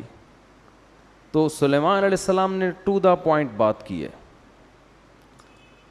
اب سوال پیدا ہوتا ہے بھائی یہ کیا دھمکی ہو گئی یار، بیٹھے بیٹھے کسی کو بھی دھمکی لگا دو. ان کی پوری گورنمنٹ ہے، پوری ریاست ہے، پورا ایک کنٹری چلا رہے ہیں، اور آپ ان سے کہہ رہے ہو کہ انسان کے بچے بن کے چلے آؤ، چھوڑ دو گورنمنٹ، اپنی حکومت چھوڑ دو. اصل میں سلیمان علیہ السلام نے بسم اللہ الرحمن الرحیم کے لفظ میں میسج دے دیا تھا کہ زمین پہ حکومت کا جو اصل حق ہے وہ اللہ کو ہے، اور نظام کس کا چلے گا؟ اللہ کا. اس کے علاوہ کسی کو زمین پر حکومت کا حق حاصل نہیں ہے. ہاں طاقت کے بلبوتے پر کوئی غلبہ حاصل کر لے تو سامنے والے میں اگر طاقت نہیں ہے تو صبر کرے، لیکن سلیمان علیہ السلام میں پاور تھی تو ان کے ہاں سے طاقت کے زور سے اسلام پھیلائے. تو کفر کس زور سے پھیلائے؟ کیا وہ جلیبیاں کھلا کے پھیلائے، لڈو کھلا کے پھیلائے؟ دنیا میں جتنی حکومتیں بنی ہیں طاقت کے زور سے ہی بنی ہیں.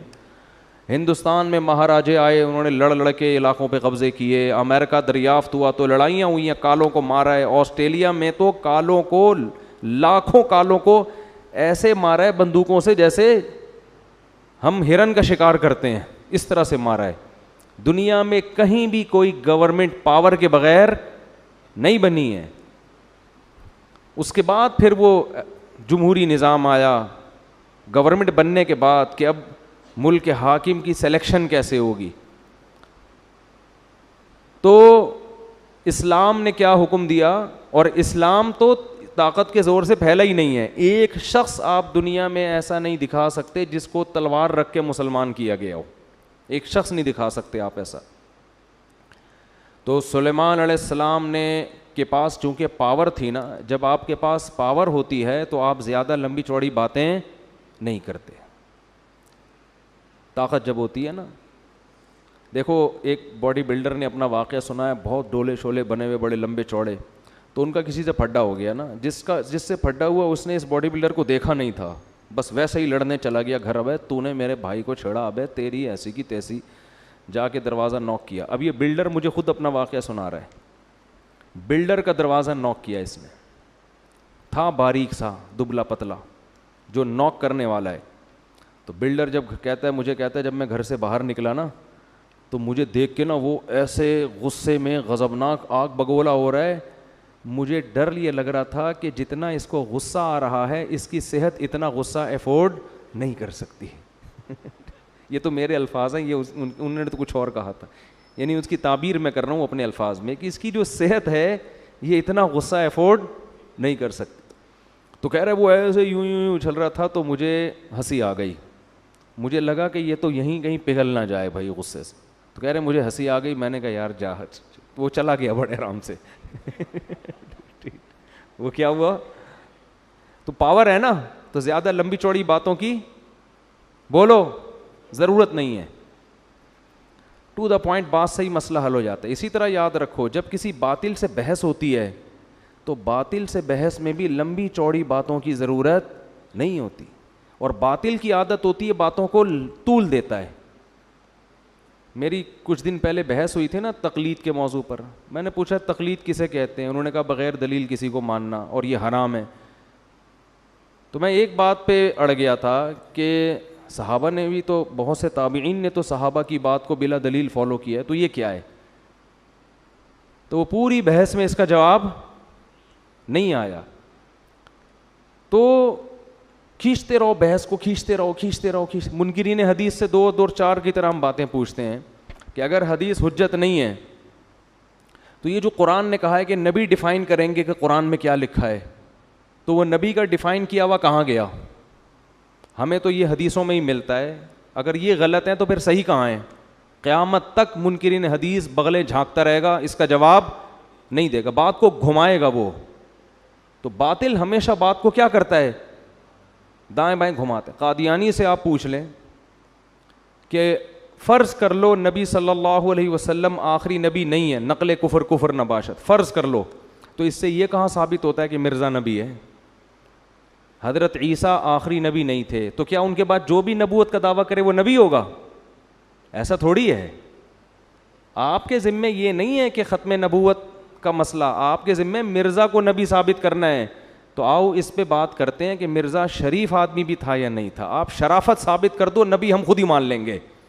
قادیانی الٹا لٹک جائے گا مگر اس بحث پہ آمادہ نہیں ہوگا، کیونکہ اس کی کتابوں سے پتہ چلتا ہے کہ وہ شریف انسان نہیں تھا. اسی کی کتابوں سے. سمجھتے نہیں ہو میرا خیال ہے بات کو، پھر بھی نکل پڑتے ہو رات کو. تو بحثوں کو الجھانے کی کوشش کی جاتی ہے. تو اللہ تعالیٰ نے وہ کیا تھا مسئلہ یار, تو سلیمان علیہ السلام چونکہ پاورفل تھے نا, تو یہ نہیں کہ پورا لمبا 6 صفحوں کا لیٹر لکھ رہے ہیں. ایکچولی بات اصل میں یہ ہے کہ دیکھیے میں اللہ کا سچی مچی کا نبی ہوں, اور یہ ہے کہ وہ لمبی, بھائی حاکم سے بات ہو رہی ہے, حاکم کی آنکھوں میں آنکھیں ڈال کے بات کرو گے تو بات سمجھ میں آئے گی. حاکم جیسے ہو تو بات کرو, ورنہ بات کرنے کی ضرورت نہیں ہے. ورنہ عام آدمی کو کیا ضرورت ہے حکمرانوں سے خام خامے پنگا لینے کی. معذرت کے ساتھ ایسے الفاظ میں استعمال کروں, کوئی دوسرا لفظ پنگے کے متبادل ہو تو مجھے بتائیں, اگلے بیان میں وہ یوز کروں گا. پھر میں حاکم سے الجھنے کی بلا وجہ کیا ضرورت ہے, ورنہ اپنی اوقات میں رہو نا. تو سلیمان علیہ السلام کے پاس ایک پاورفل حکومت تھی. تو سلیمان علیہ السلام کا انداز کیا تھا, اللہ تعالی علیہ, مجھ پر سرکشی مت کرنا, مجھ پر سرکشی. کیونکہ بادشاہ کو جب کوئی خط جاتا ہے نا اس قسم کا, تو پہلے تو وہ تیش میں آتا ہے, بھائی اس نے مجھے خط کیسے لکھا ہے, اس نے مجھے, تو انہوں نے پہلے بتا دیا کہ یہ دھمکی والے لہجے میں بات کرنا مجھے بالکل پسند نہیں ہے. ٹھیک ہے نا.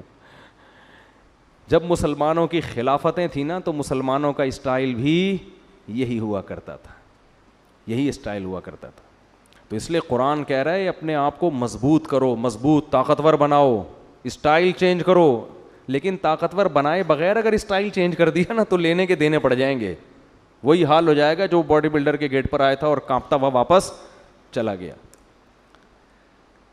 اللہ تعالی علیہ, سرکشی مت کرو, واتونی مسلمین, اور فرما بردار بن کے چلی آؤ. اس میں انہوں نے اسلام کی دعوت دے دی, کیونکہ اللہ کا لفظ استعمال کیا, الرحمن الرحیم, بڑا مہربان اور نہایت رحم کرنے والا. اس میں بتا دیا ملکہ سبا بڑی ذہین. میں کہہ رہا تھا نا اللہ نے عورتوں کو مردوں سے کم عقل دی ہے, مگر کچھ عورتیں مردوں سے زیادہ ذہین. ایک طرف ہم ملکہ سبا کو لیتے ہیں, ایک طرف فرعون کو لیتے ہیں. ملکہ سبا نے ایک خط پڑھا ہے, اس کی کھوپڑی میں بات آ گئی, اور فرعون کمبخت موسیٰ علیہ السلام نے خط نہیں بھیجا, موسیٰ علیہ السلام چل کے اس کے محل میں گئے ہیں. قرآن کہہ رہا ہے قولا لہو قولا لینا, اے موسیٰ ان سے نرم بات کرنا, سختی سے بات مت کرنا. دھمکی آمیز لہجہ نہیں ہونا چاہیے, سختی نہیں, نرم بات, شاید اس کو نصیحت ہو جائے. ادھر سلیمان علیہ السلام کا انداز دھمکی آمیز تھا, ٹھیک ہے نا, نرم لہجہ نہیں تھا. دھمکی آمیز, سرکشی مت کرو, انسان بن کے ہے بھائی. مسلم کا معنی فرما بردار, جس کو اردو میں انسان کا بچہ بولتے ہیں. یہ کہتے ہیں نا بندہ, پنجابی میں کہتے ہیں بندے دا پتر, اردو میں کیا کہتے ہیں, انسان کا بچہ. انسان کا بچہ بن کے آ, انسان بن, بندہ بن, بندہ کہتے ہیں نا لاہور میں. تو موسیٰ علیہ السلام کا جو انداز بھی نرم, اور اکیلے نہیں گئے بلکہ ہارون علیہ السلام بھی آپ کے ساتھ. 2 بندوں کا اثر زیادہ ہوتا ہے. ادھر سلیمان علیہ السلام خود تو گئے نہیں, خط بھی کسی سفیر کے ذریعے نہیں, پرندہ جھولی میں ڈال کے آ گیا, ٹھیک ہے نا, بس بات پہنچائیے, وہ بھی دھمکی آمیز لہجے میں. کتنا فرق ہے دونوں کی مینٹل اپروچ میں. فرعون کو پھر معجزے دکھائے, جادوگروں سے مقابلہ کروایا. موسیٰ کلیم اللہ کو بچپن سے جانتا تھا کہ یہ جھوٹے نہیں ہیں, یہ شریف انسان ہے. کتنا کچھ کرنے کے بعد بھی ہزاروں معجزے دکھا دیے کمبخت, پھر بھی سمندر میں راستہ بنتے ہوئے دیکھ لیا کہ بنی اسرائیل اس راستے سے گزر رہے ہیں, یہ معجزہ ہے, یہ تو اللہ ان کی مدد کر رہا ہے. اور پھر بھی اس کی آنکھوں پہ پٹی کہ خود بھی اسی راستے میں گھس رہا ہے. اسے یہ نہیں پتا کہ بھائی یہ تیرے سامنے ان کے لیے بنا ہے, تیرے لیے تھوڑی بنائی ہے. کیا اللہ نے ذہانت دی ملکہ سبا کو. تو ملکہ سبا کی ذہانت دیکھیں, نہ تو فوراً تسلیم ہو گئی, کیونکہ بعض دفعہ خط بھیجنے والا نقل کفر نباشت 2 نمبر بھی تو ہو سکتا ہے نا. بھائی بسوں میں لوگ چڑھتے ہیں نا, پہلے تبلیغ کی بات کرتے ہیں, نماز پڑھیں, زکوٰۃ دیں, پھر اپنا چورن کا ڈبی نکال کے بیچنا شروع کر دیتے ہیں. تو پہلے آدمی سمجھتا ہے ان سے زیادہ نیک دنیا میں کوئی نہیں ہے, پھر پتہ چلتا ہے اصل میں تو یہ چورن بیچنے کا ایک طریقہ تھا. تو 2 نمبر لوگ بھی تو ہوتے ہیں نا. تو ملکہ سبا کو یہ خطرہ تھا کہ کہیں ایسا نہ ہو کہ یہ جو بادشاہ جس نے مجھے اللہ کا نام لے کے مجھے دعوت دی ہے, ایسا نہ ہو کہ لیبل اللہ کا لگ رہا ہو, الرحمن الرحیم کا لگ رہا ہو, لیبل دین اور اسلام کا لگ رہا ہے اور مقصد حکومت کرنا ہو, مقصد لالچ ہو. یہ اور زیادہ ذہین ہونے کی علامت ہے. اگر فوراً رسپانس کرتی ہے اچھا میں آ رہی ہوں, خود اس سے کہتی تم چلو میں پیچھے پیچھے آ رہی ہوں, بس تسلیم, تو یہ بھی بیوقوف ہونے کی علامت. بھائی پہلے تحقیق تو کرو یہ بندہ ٹھیک بھی ہے کہ نہیں ہے.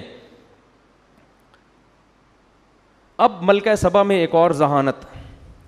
ملکہ سبا کے جگہ ہماری کوئی ملکہ ہوتی تو کیا کہتی, استخارہ نکالیں گے ہم بیٹھ کے.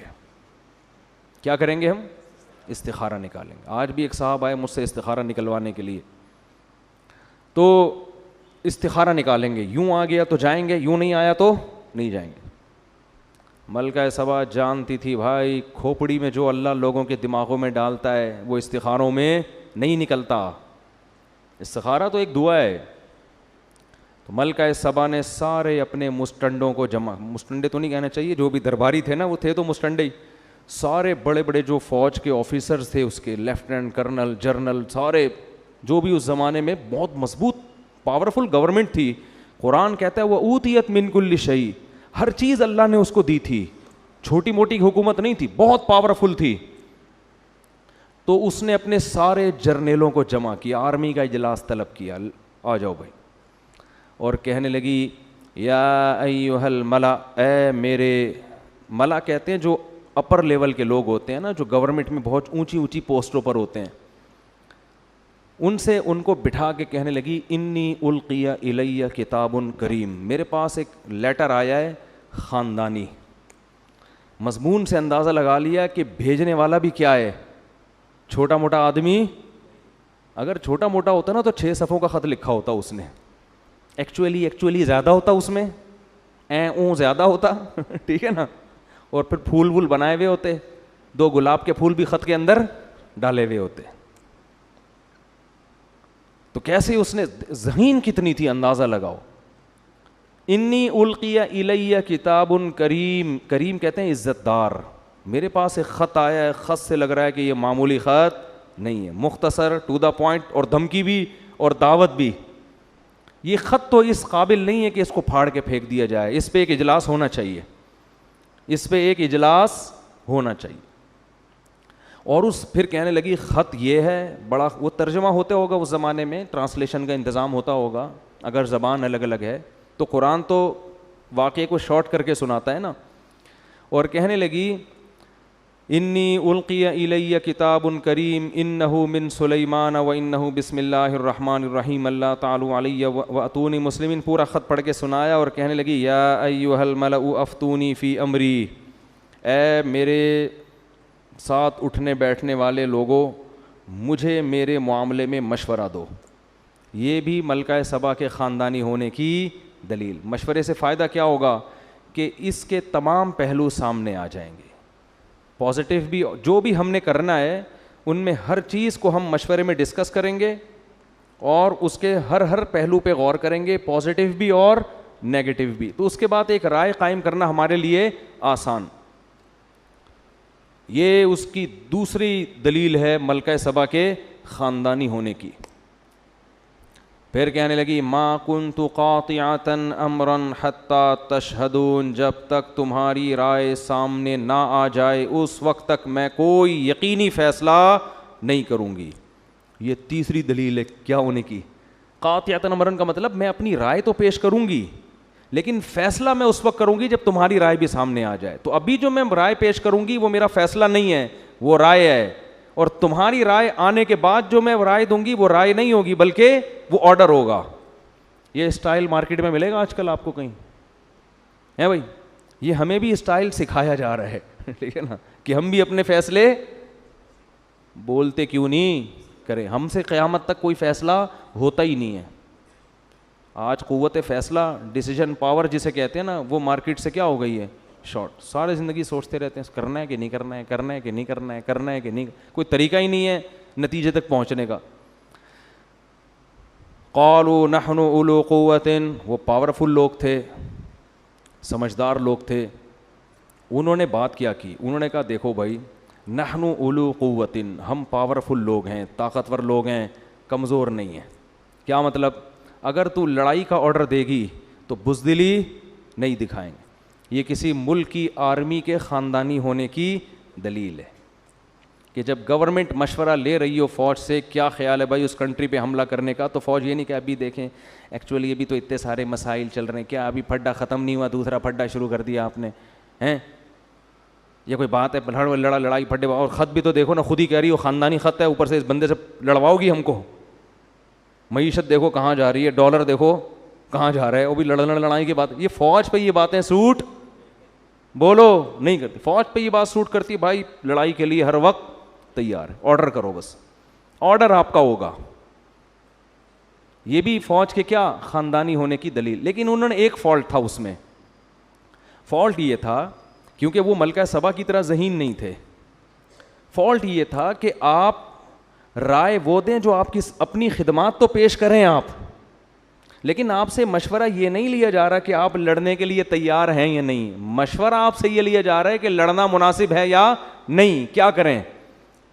اس بارے میں انہوں نے کوئی مشورہ نہیں دیا. تو اس کا مطلب خاندانی تھے مگر اتنے نہیں جتنی ملکہ سبا خاندانی تھی. ظاہر ہے یہ اس سے زیادہ خاندانی ہوتے پھر یہ اس کے باپ بن کے بیٹھے ہوئے ہوتے نا وہاں پہ, ٹھیک ہے نا, اس کی تھوڑی سلیکشن ہوتی. تو والامر الیک, کہنے لگے ہم طاقتور لوگ ہیں, کمزور نہیں ہیں, لڑنے کے لیے ہر وقت تیار ہیں. والامر الیک, لیکن فیصلہ تو نے کرنا ہے, ملک کی حاکم کون ہے, تو ہے. فانظری ماذا تأمرین, تو بتا تیرا کیا حکم ہے. ملکہ سبا بہت ذہین تھی, اگر وہ یہ کہہ دیتی کہ نہیں بھائی ابھی میرا لڑنے کا پروگرام نہیں ہے, اس میں دو نقصان تھے. ایک یہ کہ آرمی کہتی کہ بھائی اس نے فیصلہ جلد بازی میں کیا ہے, اس کو چاہیے کہ دوسرا پہلو بھی ہمارے سامنے, لڑنے کے فضائل بھی اور نہ لڑنے کے بھی ہمارے سامنے رکھے. دوسرا نقصان اس میں یہ ہوتا, یعنی پہلا تو یہ ہوتا کہ اس نے فیصلہ جلد بازی میں کیا ہے, دوسرا یہ ہوتا کہ یہ بزدل ہے, ہماری گورنمنٹ اپنے آپ کو بچانے کے چکر میں دوسروں کی دھمکیوں کو پی رہی ہے. تو یہ دونوں چیزیں امیج غلط جاتے. تو ملکہ سبا نے دونوں پہلو سامنے رکھے. اس نے کہا دیکھو بات یہ ہے کہ نہ تو میں لڑائی سے بھاگنے والی ہوں, نہ میں اس کی قائل ہوں کہ ہر صورت میں لڑیں. ہم دیکھتے ہیں کہ لڑنا اگر ہمارے لیے فائدہ مند ہے تو لڑیں گے, نہیں لڑنا فائدہ مند تو نہیں لڑیں گے. اب لڑنا فائدہ مند کب ہے, نہیں لڑنا فائدہ مند کب ہے. اگر طاقت کا مقابلہ طاقت سے ہو رہا ہے تو لڑیں گے, لیکن اگر یہ ویژنری آدمی ہے, اس کی دعوت صحیح ہے, یہ پیسے کے لیے حکومت کے لیے نہیں لڑ رہا, یہ خدا کے دین کو غالب کرنے کے لیے ایک اس کا نظریہ ہے, ایک تھیوری ہے, ایک نظریہ ہے, اس کے لیے لڑ رہا ہے, تو پھر ہم اس سے مقابلہ نہیں کر سکتے. کیونکہ اگر ہم نے اس سے مقابلہ کیا, فتح ہو گئی تو بلے بلے, شکست ہو گئی تو پھر یہ ایسی واٹ لگا کے رکھے گا نا ہماری, اور ایسا ستیہ ناس کرے گا کہ سوچ لو کہ عزت دار لوگ ذلیل ہو جائیں گے. تو یہ دوسرا آپشن بھی سوچ لو, کیسی خاندانی در خاندانی ہے کہ نہیں ہے. تو کیا کہنے لگی, ان الملوک اذا دخلوا قریۃ افسدوها, دیکھو تم نے تو بات کر دی ہم لڑنے کے لیے تیار ہیں, لیکن بادشاہ لوگ جب لڑتے ہیں تو شکست میں کے ساتھ فتح کا خطرہ بھی ہوتا ہے, اور اگر ان کو فتح ہو گئی افسدوها, ملک کا بیڑا غرق کر دیں گے. وجعلوا اعزت اہلها اذلۃ, اور بادشاہوں کی عادت ہے ملک فتح کرنے کے بعد عزت دار لوگوں کو ذلیل بنا دیتے ہیں. میں بھی باندی بن سکتی ہوں, لونڈی بن سکتی ہوں, تم بھی سارے کیا بن جاؤ گے, قیدی بنو گے, غلام بنو گے. وَكَذَلِكَ يَفْعَلُونَ, یہ بھی کریں گے ایسا. لہذا ہم یہ تحقیق کرتے ہیں کہ یہ اہل حق ہیں, یہ اہل باطل. تو اب آپ مجھے بتاؤ کہ جو آدمی خامخواہ میں دھمکیاں دے رہا ہو, اس کے پیچھے کوئی ویژن نہ ہو, تو اس سے اس کا دنیاوی مفاد کے علاوہ کوئی مقصد ہوگا؟ ہے بھائی, خامخواہ میں ایک آدمی کسی کو تنگ کر رہا ہے, اس کا مطلب بھائی آپ اس کے وسائل پہ قبضہ کرنا چاہتے ہیں. ایک ملک جب دوسرے ملک پہ بلا وجہ حملہ کر رہا ہے, اس کا مطلب اس کے وسائل کس کے کنٹرول میں لانا چاہ رہا ہے, اپنے. اسلام کی لڑائی اس مقصد کے لیے نہیں ہوتی. تو اس نے یہ کہا انی مرسلۃ الیہم بہدیۃ فناظرۃ بما یرجع المرسلون, میں اس کے پاس ہدیے تحفے تحائف بھیجتی ہوں, بڑے خاندانی اور قیمتی قسم کے. گورنمنٹ کے پاس جو گفٹ ہوں گے وہ چھوٹے موٹے نہیں ہوں گے. اگر یہ شخص دنیا پرست ہے, اس کے دل میں حکومت کی لالچ ہے, یہ نذرانے دیکھ کرنا یہ اپنے ویژن اور نظریے سے پیچھے ہٹ جائے گا, اس کی دعوت میں لچک پیدا ہو جائے گی. پھر اگر دھمکی دی تو ہم لڑیں گے اس سے, اور اگر دھمکی نہیں بھی دی تو بھی لڑیں گے, کیونکہ یہ اس کی علامت ہے کہ یہ خام خام حکومت کا نشہ ہے. تو ملکہ سبا نے نا اس زمانے کے اربوں کھربوں کے حساب سے ہیرے جواہرات جو بھی قیمتی بہت خاندانی قسم کے تحفے تھے قاصدین کو دیے, اور بولے جاؤ سلیمان کو دے کر آ جاؤ. حضرت سلیمان کے پاس جب وہ تحفے آئے ہیں, فلما جاء سلیمان, جب وہ تحفے سلیمان علیہ السلام کے پاس آئے, قال اتمدوننی بمال, انہوں نے فرمایا کہ چند ٹکے کے لوگ, تم لوگ میری پیسوں سے مدد کرنا چاہ رہے ہو, ہیں بھائی میری دعوت کا تم نے یہ مطلب لیا ہے, چند ٹکے تو میں اپنی طرف سے لگا رہا ہوں, یعنی اتمدوننی بمال, تم پیسوں سے میری مدد کر رہے ہو,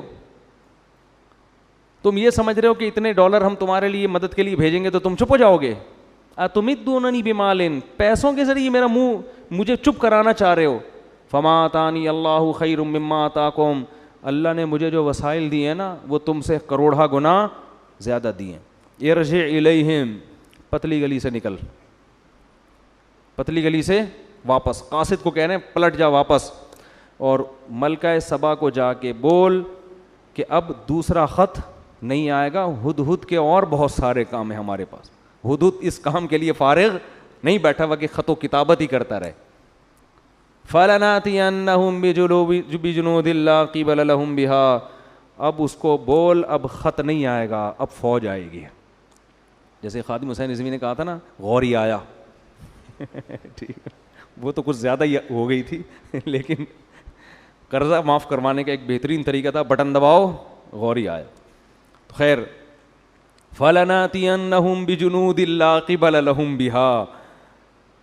مجھے لڈن جعفری کے مرنے کا جتنا افسوس ہوا ہے نا, کیونکہ رمضان میں بڑے زبردست چیزیں آتی رہتی تھیں, مختلف چیزیں آتی رہتی تھیں, آدمی فریش ہوتا رہتا تھا ان کو دیکھ کر. انہوں نے کہا تھا کہ جو لوگ میرے خلاف میم بنا رہے ہیں کوئی بات نہیں, میرے ڈائلاگ دنیا میں چل رہے ہیں, تو میں سمجھا تعریفیں کر رہے ہیں میم بنانے والوں کی نا, خوش ہیں. آخر میں کہتے ہیں اصل میں ان کا اوپر کا اسکرو ڈھیلا ہے. تو حضرت سلیمان نے فرمایا فَلَنَاتِيَنَّهُمْ بِجُنُودٍ لَّا قِبَلَ لَهُمْ بِهَا, ملکہ سبا سے جا کے بولو, انہی کے قاصد کو کہہ رہے ہیں, ہدہد نہیں بھیج رہے, قاصد کو کہہ رہے ہیں کہ اب خط نہیں آئے گا, میں ایک ایسی فوج لے کر حملہ کروں گا کہ تم اس کے مقابلے میں ٹھہر نہیں سکتے. بھائی اس میں تو جنات بھی ہوں گے, اس میں تو انسان بھی ہوں گے.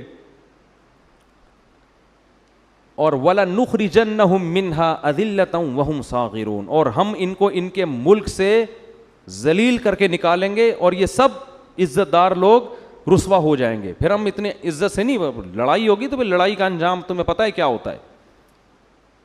تو جب وہ دھمکی پہنچی ہے نا, ملکہ سبا نے دوبارہ مشورہ کیا, انہوں نے بولا بھائی یہ بندہ لالچی نہیں ہے, چلو مذاکرات کے لیے چلتے ہیں سلیمان کے پاس. بات کیا ہے بھائی, یہ نہیں کہ جنگ کے لیے چلتے ہیں, بلایا جا کے بات چیت کرتے ہیں, کیا مسئلہ ہے بھائی, ٹھیک ہے نا. تو قرآن کہہ رہا ہے کہ حضرت سلیمان کو اطلاع مل گئی کہ ملکہ سبا وہاں سے چل پڑی ہے. حضرت سلیمان علیہ السلام چاہتے تھے کہ ملکہ سبا کو ہم نے دعوت دینی ہے, لڑائی کے بغیر ہی کام بن جائے تو زیادہ اچھا ہے نا. اسلام حدیث میں آتا ہے کہ لا تتمنوا لقاء العدو, دشمن سے لڑائی کی تمنا کبھی بھی مت کرو. جنگ اسلام میں کوئی پسندیدہ کام نہیں ہے, کوشش کرو کام جنگ کے بغیر ہو جائے. فرمایا فَإِذَا لَقِيتُمْ فَاصْبِرُوا, ہاں اگر جنگ مسلط ہو جائے تو پھر صبر کرو. وَاعْلَمُوا أَنَّ الْجَنَّةَ تَحْتَ ظِلَالِ السُّيُوفِ, اور یقین کر لو جنت تلواروں کی چھاؤں میں رکھی اللہ نے. کیسی زبردست حدیث ہے. تو حضرت سلیمان بھی چاہتے تھے کہ خامخواہ میں جنگ نہ ہو. اگر بھئی آرام سے یہ مسلمان ہو جاتی ہے تو کیا ضرورت ہے ہمیں جنگ کرنے کی, اور یہ مسلمان ہوگی تو پوری قوم نیچے مسلمان ہو جائے گی. تو سلیمان علیہ السلام نے ارادہ کیا اس کو اپنے کچھ معجزے پہلے سے دکھائیں, تاکہ وہ دیکھ کے یقین کر لے کہ یہ انسان کے بس میں نہیں ہے, ان کے ساتھ کون ہے, اللہ ہے, اور یہ اللہ کے سچے نبی ہیں. اس کے لیے سلیمان علیہ السلام نے ترکیب یہ سوچی کہ ہم ایسا کرتے ہیں کہ ملکہ سبا کا اتنا بڑا عالی شان تخت, ہیرے جواہرات اس میں جڑے ہوئے اور ٹنوں من اس کا وزن, وہ کسی جن کو ٹھیکہ دو پہلے ہی اٹھا کے لے آئے وہ. تو جب وہ یہاں آ کے دیکھے گی تو حیران ہو جائے گی نا. تو یہ کام تو انسان کے بس میں ہے نہیں. اس زمانے میں جہاز تھوڑی تھے, جو ہوائی جہاز ہیں یہ تھوڑی تھے اس زمانے میں, اور شپ کے ذریعے آنے میں تو کئی مہینے لگ جاتے تھے. اس لیے سلیمان علیہ السلام نے اپنے دربار میں کہا یا ایھا الملأ ایکم یاتینی بعرشھا قبل ان یاتونی مسلمین. ہاں بھائی, تم میں کوئی ایسا بندہ ہے, کوئی ایسی مخلوق بیٹھی ہوئی ہے جو ملکہ سبا کے یہاں پہنچنے سے پہلے, اس کو بھی کئی مہینے لگیں گے یا 1 مہینہ یا 2 مہینہ لگے گا, تو اس کے یہاں پہنچنے سے پہلے کون اس کا تخت اٹھا کے لے آئے گا. قرآن کہتا ہے, یہ ظاہر ہے انسان کے بچے کا کام نہیں ہے. قال عفریت من الجن انا آتیک بہ قبل ان تقوم من مقامک. ایک جن کھڑا ہوا. عامل لوگ بڑے خوش ہوں گے, دیکھو جنات کے پاس ایسے اختیارات ہیں, وہ یہ بھی کر سکتے ہیں. جن کے پاس ایسے اختیارات ہوتے ہیں, لیکن جن آپ کے اختیار میں ہوں ایسی کوئی رپورٹ ہمارے پاس نہیں ہے. جن تو بہت کچھ کر سکتا ہے, مگر وہ آپ کے مشورے پہ کرے گا ایسا نہیں ہے. اگر کر رہا ہوتا نا تو آپ کی خستہ حالت. میں کہتا ہوں ان عاملوں سے جو کہتے ہیں کہ ہم سنگ دل محبوب کو قدموں میں لا سکتے ہیں, اس کو بولو پٹھان ہوٹل سے تو 2 پراٹھے لا کے دکھا دے جن کے ذریعے. سنگ دل محبوب کہاں سے لائے گا قدموں میں؟ تو جن تو طاقتور ہوتا ہے مگر وہ انسانوں کے کنٹرول میں نہیں ہوتا. تو وہ صرف سلیمان علیہ السلام کے کنٹرول میں تھے. تو جن نے کہا میں, آپ اس کی بات کر رہے ہیں کہ وہ یہاں پہنچے گی پھر تخت آئے گا؟ ارے آپ کی مجلس برخاست ہونے سے پہلے تخت آپ کے سامنے. قرآن کہتا ہے قال الذی عندہ علم من الکتاب. ایک بزرگ بیٹھے ہوئے تھے سلیمان علیہ السلام کی محفل میں. وہ پیغمبر نہیں تھے, امتی تھے. ان کے پاس کتاب یعنی زبور کا علم تھا. اس سے پتہ چلتا ہے بھائی اللہ کی کتاب کا علم بھی کتنی بڑی فضیلت ہے. اللہ فضیلت میں بیان کر رہا ہے جن کے پاس اللہ کی کتاب کا علم. اس لیے قرآن کو سمجھ کے سیکھو. قرآن کا علم ہونا یہ اللہ کی بہت بڑی نعمت ہے. تو وہ نیک تھے. تو انہوں نے کہا سلیمان علیہ السلام سے انا آتیک بہ قبل ان یرتد الیک طرفک. حضرت یہ جن کہہ رہا ہے کہ مجلس برخاست ہونے سے پہلے میں آپ کی پلک جھپکنے سے پہلے حاضر کروں گا. یہ کہا اور تخت سامنے حاضر. نہیں آ رہی بات سمجھ. یہ واقعہ اگر صرف فضائل اعمال میں لکھا ہوتا تو فضائل اعمال کے پہ جو کفر اور شرک کے فتوے لگے ہوئے ہیں ان فتووں میں ایک اور اضافہ ہو جاتا کہ دیکھو انسان کے بس میں تو یہ ہے نہیں, یہ تو شرک پھیلا رہے ہیں. تو یہ واقعہ قرآن میں لکھا ہے. اس سے پتہ چلتا ہے کہ اللہ تعالیٰ بعض مرتبہ کسی بزرگ کے ہاتھ پہ کوئی ایسا محیر العقول کام کر دیتے ہیں جو اسباب کی دنیا میں ممکن نہیں ہوتا. اس کو کرامت کہتے ہیں. یہی کام اگر نبی سے ہو تو اس کو معجزہ کہتے ہیں, بزرگوں سے ہو تو اس کو کیا کہا جاتا ہے؟ کرامت. اور یہ کچھ بھی ہو سکتا ہے. اس میں ہمارا عقیدہ یہ ہے کہ یہ ہاتھ بزرگ کا استعمال ہوتا ہے, کام بزرگ نہیں کر رہے ہوتے. اللہ نے بزرگوں کو ایسے اختیارات نہیں دیے, نہ پیغمبروں کو دیے نہ بزرگوں کو دیے ہیں. پیغمبر کا معجزہ بھی اللہ کی طرف سے ہوتا ہے, پیغمبر کا دخل نہیں ہوتا اس میں. مردوں کو حضرت عیسیٰ زندہ کرتے تھے تو حضرت عیسیٰ نہیں کرتے تھے, بلکہ کون کرتا تھا؟ اللہ کرتے تھے. حضرت عیسیٰ تو صرف کہتے تھے. تو اللہ نے ان بزرگ کے ہاتھ پہ کرامت ظاہر کی. تو اسی طرح فضائل اعمال میں جو درجنوں واقعات لکھے ہیں ان بزرگ نے یہ کر دیا, ان بزرگ, یہ کرامت کے واقعات ہیں. ان کو شرک کہنا اس لیے درست نہیں ہے کہ ان میں ان بزرگ کی طرف مجازی نسبت ہے. حقیقت کون کر رہا ہے؟ اللہ. ہاں, کرامت کا واقعہ اگر مستند کتاب میں لکھا ہو یا مستند ذریعے سے پہنچے تو اس کو مانو. بیان کرنے والا مستند نہیں ہے تو پھر اس کو مت مانو. اب فضائل اعمال میں جو کرامتیں لکھی ہوئی ہیں وہ جن کتابوں سے لی گئی ہیں, وہ کتابیں اگر مستند ہیں تو کرامت کا واقعہ بھی درست, کتابیں مستند نہیں ہیں تو کرامت کا واقعہ درست نہیں ہے. اور دوسری بات یہ کہ جو لوگ فضائل اعمال کے خلاف کلپ بناتے ہیں ان سے کہو اصل کلپ تو اس کتاب کے خلاف بننا چاہیے جس کتاب سے فضائل اعمال نے وہ کرامت لی ہے. اس کتاب کے خلاف کوئی کلپ بنانے کے لیے تیار نہیں ہے, کیونکہ وہ کتابیں بڑے بڑے محدثین کی لکھی ہوئی کتابیں ہیں, اور محدثین کو برا بھلا کہیں گے تو لوگ ان کو جوتے ماریں گے. تو اس لیے انہوں نے فضائل اعمال کو پکڑا ہوا ہے. نہیں آ رہی سمجھ میں میرا خیال ہے بات. تو یہ خیانت ہے بہت بڑی کہ جو اصل کتاب ہے اس کو تو کچھ نہیں کہہ رہے, ٹھیک ہے نا, اور جہاں جو نقل کر رہے ہیں اس کو کہہ رہے ہیں یہ فضائل اعمال اور فضائل صدقات میں شرک بھرا ہوا ہے. تو ان کو شرک کی ڈیفینیشن ہی پتہ نہیں ہے. تو ان بزرگ نے کیا کہا. اب یہاں ایک اور لوگ سوال کرتے ہیں کہ یہ کرامت تو صحابہ کے ہاتھ پہ ظاہر نہیں ہوئی جو فضائل اعمال میں لکھی ہوئی ہیں, یہ تو نبی کے ہاتھ پہ یہ معجزہ نہیں ہوا, تو بزرگ کے ہاتھ پہ کیسے ہو گیا؟ اس کا مطلب بزرگ صحابہ سے بھی افضل ہیں. تو یہی سوال ہم یہاں کریں گے کہ سلیمان علیہ السلام تو تخت کو سیکنڈوں میں لا نہیں سکے, لیکن مجلس میں بیٹھے ہوئے بزرگ نے کہا اور تخت سامنے حاضر, تو کیا ہم یہ کہہ سکتے ہیں کہ وہ بزرگ حضرت سلیمان سے افضل ہو گئے؟ نہیں. کرامت کے صدور سے کوئی شخص دوسرے سے افضل نہیں ہو جاتا. کرامت تو اللہ کی طرف سے ایک اکرام ہے بزرگ کا کہ دیکھو میں اس پہ خوش ہوں اور اس کے ہاتھ پہ میں کیسی چیزیں ظاہر کر دیتا ہوں. یہ اس کی علامت نہیں ہے کہ اس وقت دنیا میں سب سے افضل یہی ہے. اور یہ بھی ممکن ہے کہ ایک پیغمبر کے ہاتھ پہ وہ معجزہ ظاہر نہ ہو جو کسی امتی کے ہاتھ پہ کرامت ہو جائے, یہ بھی عین ممکن ہے. باقی افضلیت کا تعلق اعمال سے ہے, کرامتوں سے نہیں ہے. کون افضل ہے سب سے؟ جو شریعت پہ سب سے زیادہ چلتا ہے, تو وہ تو پیغمبر سب سے زیادہ چلتے ہیں نا. اور علماء کہتے ہیں امتی کے ہاتھ پہ کرامت کا ظاہر ہونا یہ پیغمبر ہی کے فضیلت کی دلیل ہے, اس لیے کہ اس امتی کو یہ مقام اس پیغمبر کی امت کے امتی ہونے کی وجہ سے ملا ہے. وہ جو بزرگ تھے نا جنہوں نے کرامت ظاہر کی اور تخت فوراً لے آئے, تو اصل میں یہ فضیلت سلیمان علیہ السلام کی تھی. وہ بزرگ سلیمان علیہ السلام کو فالو کرتے تھے, اسی وجہ سے تو یہ انعام ملا نا ان کو. اسی وجہ سے حضرت سلیمان اس بزرگ کا شکریہ نہیں ادا کر رہے, بلکہ جیسے ہی تخت حاضر ہوا ہے تو کہہ رہے ہادہ من فضل ربی, یہ میرے رب کا مجھ پر فضل ہے.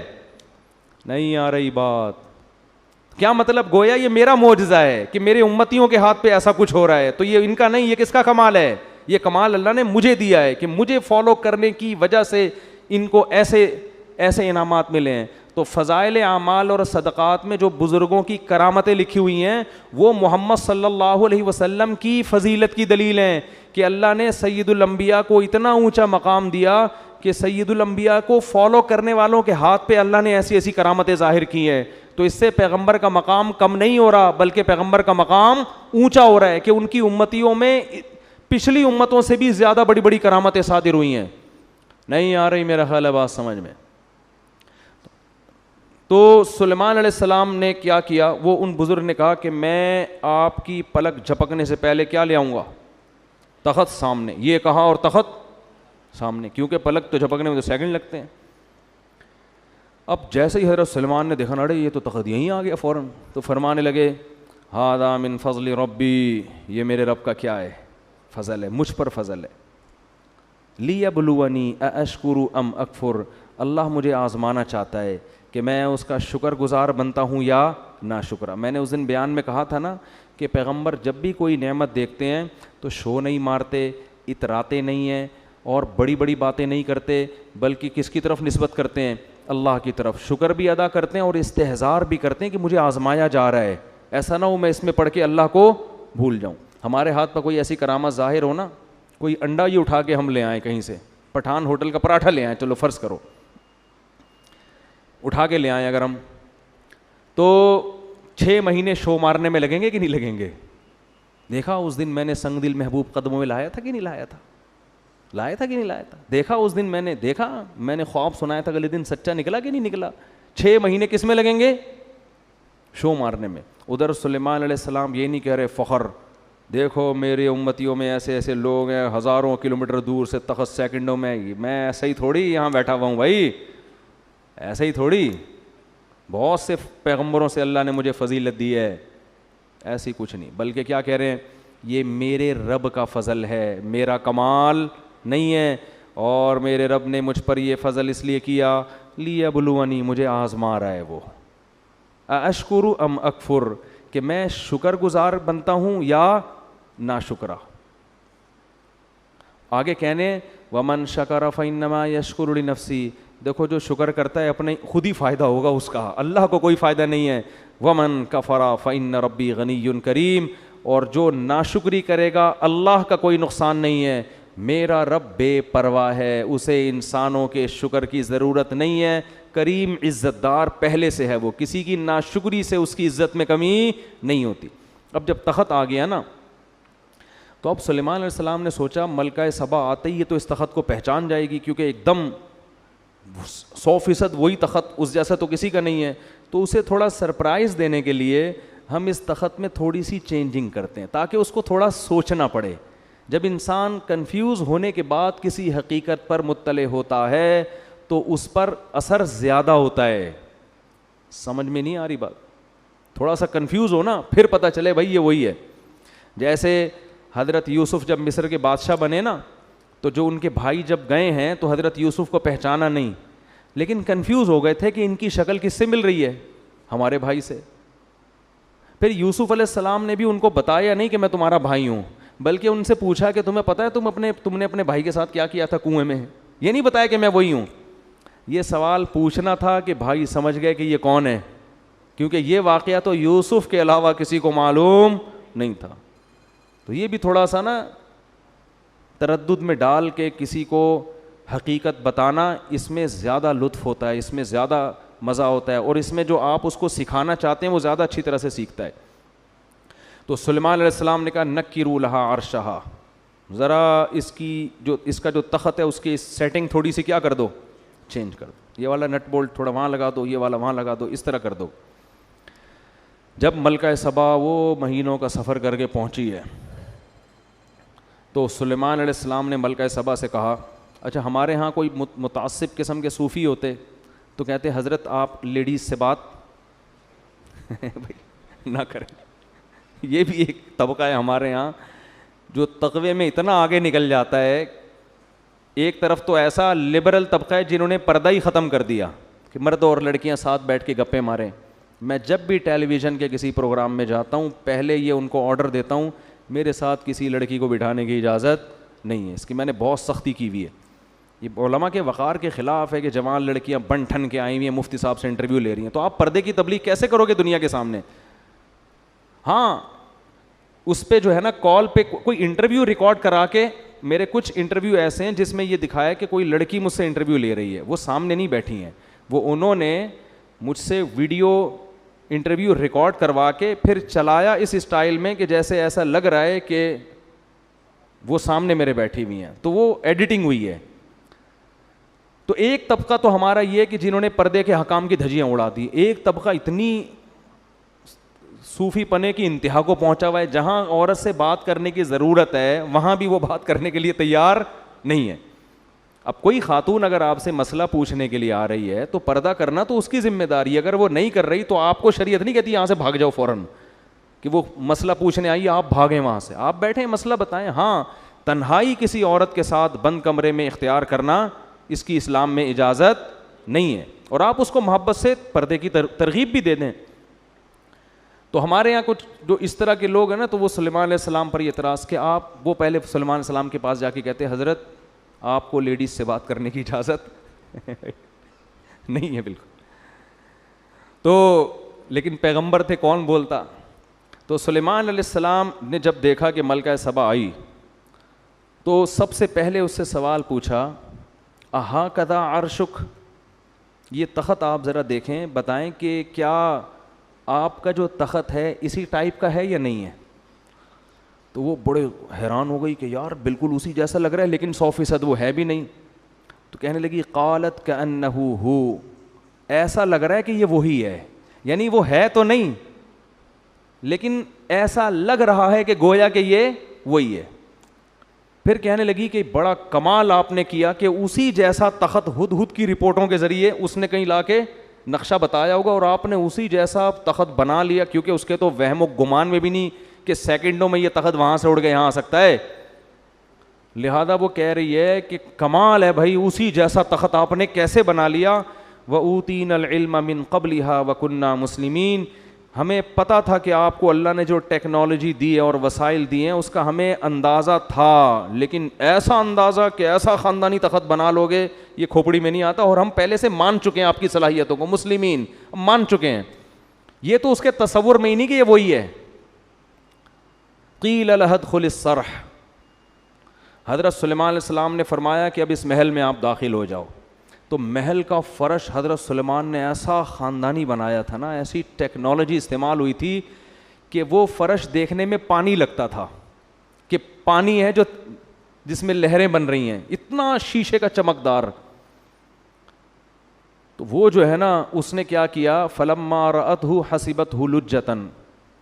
اچھا اس سے یہ بھی پتہ چلتا ہے کہ اللہ نے اگر آپ کو وسائل دیے ہیں تو اچھا گھر بنانا, اچھا ڈیکوریٹ کرنا گھر کو, لائف اسٹائل کو ذرا لگژری بنا لینا, یہ شریعت کے خلاف نہیں ہے. کوئی صوفی وہاں پر ہوتا, نالائق ٹائپ کا صوفی, وہ پہلے تو حضرت سلمان کے ملکہ سبا کی سے بات چیت پر اس کو اعتراض ہوتا, ایک آپ نامحرم سے بات کیوں کر رہے ہیں آپ, ٹھیک ہے نا.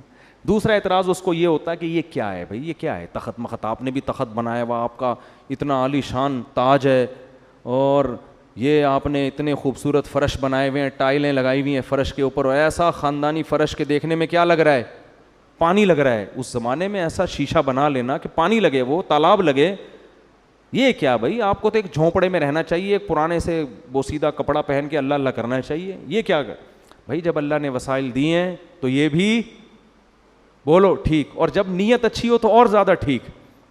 نیت کیا ہے بھائی, دنیا پہ جو روب اور دبدبا پڑے گا وہ جھونپڑے دیکھ کے نہیں پڑے گا, وہ اسی دنیا کا اسٹائل یہی ہے. لینڈ کروزر میں کسی کے ہاں رشتہ لینے جاؤ فوراً ملے گا, گدھے پہ بیٹھ کے جاؤ گے کیا خیال ہے, ملے گا. تو جب رشتہ نہیں ملتا بھائی گدھے پہ بیٹھ کے جانے میں, تو کوئی حکومت آپ سے کیسے تسلیم ہو جائے گی آپ کے سامنے, غلیلیں لے کے میدان میں جا رہے ہیں لڑنے کے لیے. تو اسی وجہ سے ہمارے نبی نے بھی اس کا بڑا اہتمام کیا ہے. جب کوئی وفد ہمارے نبی سے ملنے آتا تو آپ اپنے لباس کو چینج کرتے, اچھا لباس پہنتے, اپنے بالوں میں کنگھی کرتے, اور پھر جو دوسرے ملکوں میں آپ سفیر بھیجتے نا مذاکرات کے لیے, ان کی پرسنالٹی بڑی زبردست تھی. جتنے سفیر نبی صلی اللہ علیہ وسلم نے دوسرے ملکوں کے لیے بھیجے ہیں, ان میں مفسرین کہتے ہیں دو چیزیں قدر مشترک تھیں. ایک ان کی پرسنالٹی, خوبصورت بہت تھے, قداور تھے. دوسرا بلاغت بہت تھی, بات کرنا جانتے تھے, آواز اچھی تھی, بات بہت اچھی, کیونکہ اس سے بڑا اچھا میسج جاتا ہے. اب کسی ایسے آدمی کو بھیج دیا جو ہکلا رہا ہے وہاں جا کے, ہے بھائی, یا اس کی پرسنالٹی نہیں ہے, تو اس سے امیج اچھا نہیں پڑتا. یہ جو تھے رضی اللہ عنہ, یہ بھی سفیر تھے دوسرے ملکوں میں, یہ اتنی پرسنالٹی, اتنے خوبصورت تھے کہ حضرت عمر نے اپنے دور خلافت میں ان پر مدینہ آنے پر پابندی لگا دی, اور کہا اگر مدینہ آئیں تو چہرہ ڈھانپ کے آئیں, کیونکہ بہت سی عورتوں کو ان کو دیکھ کے فتنہ ہونے لگا تھا. یعنی مدینہ آتے نا تو جن عورت کی ان پہ نظر پڑتی اس کے بارے میں خطرہ ہوتا کہ یہ کوئی ان پہ فریفتہ نہ ہو جائے, عاشق نہ ہو جائے. ایسی خوبصورت پرسنالٹی نبی نے روم اور کسرا کے بادشاہوں کے لیے رکھی ہوئی تھی, ان کے پاس بھیجتے تھے. تو جب محل میں داخل ہوتے ہوں گے اور نبی کا پیغام پہنچاتے ہوں گے تو وہ غور سے سنتا ہوگا کہ نہیں سنتا ہوگا. تو دنیا اسباب کا ہے نا. ہاں دوسری طرف حضرت بلال بھی ہیں. حضرت بلال کو آپ صلی اللہ علیہ وسلم نے سفیر نہیں بنایا لیکن مؤذن بنایا, ان کو بتایا کہ تمہارے قدموں کی آہٹ کہاں سنتا ہوں میں, جنت میں. تو شکل کی وجہ سے آخرت میں کوئی وہ نہیں ہوگا, لیکن دنیا کا اصول یہ ہے کہ دنیا میں یہ چیزیں ویلیو رکھتی ہیں, اور نبی نے بھی ان چیزوں کا خیال کیا ہے. دیکھو ہمارے یہاں آرمی میں اصول کیا ہے کہ ISSB کلیئر کرنے میں بندے کی پرسنالٹی بھی دیکھی جاتی ہے. یہ انگریز کا بنایا ہوا قانون ہے جو بڑا ٹھیک قانون ہے کہ بھائی جو آفیسر ہوگا نا اس کا کم از کم اتنا قد ہونا چاہیے.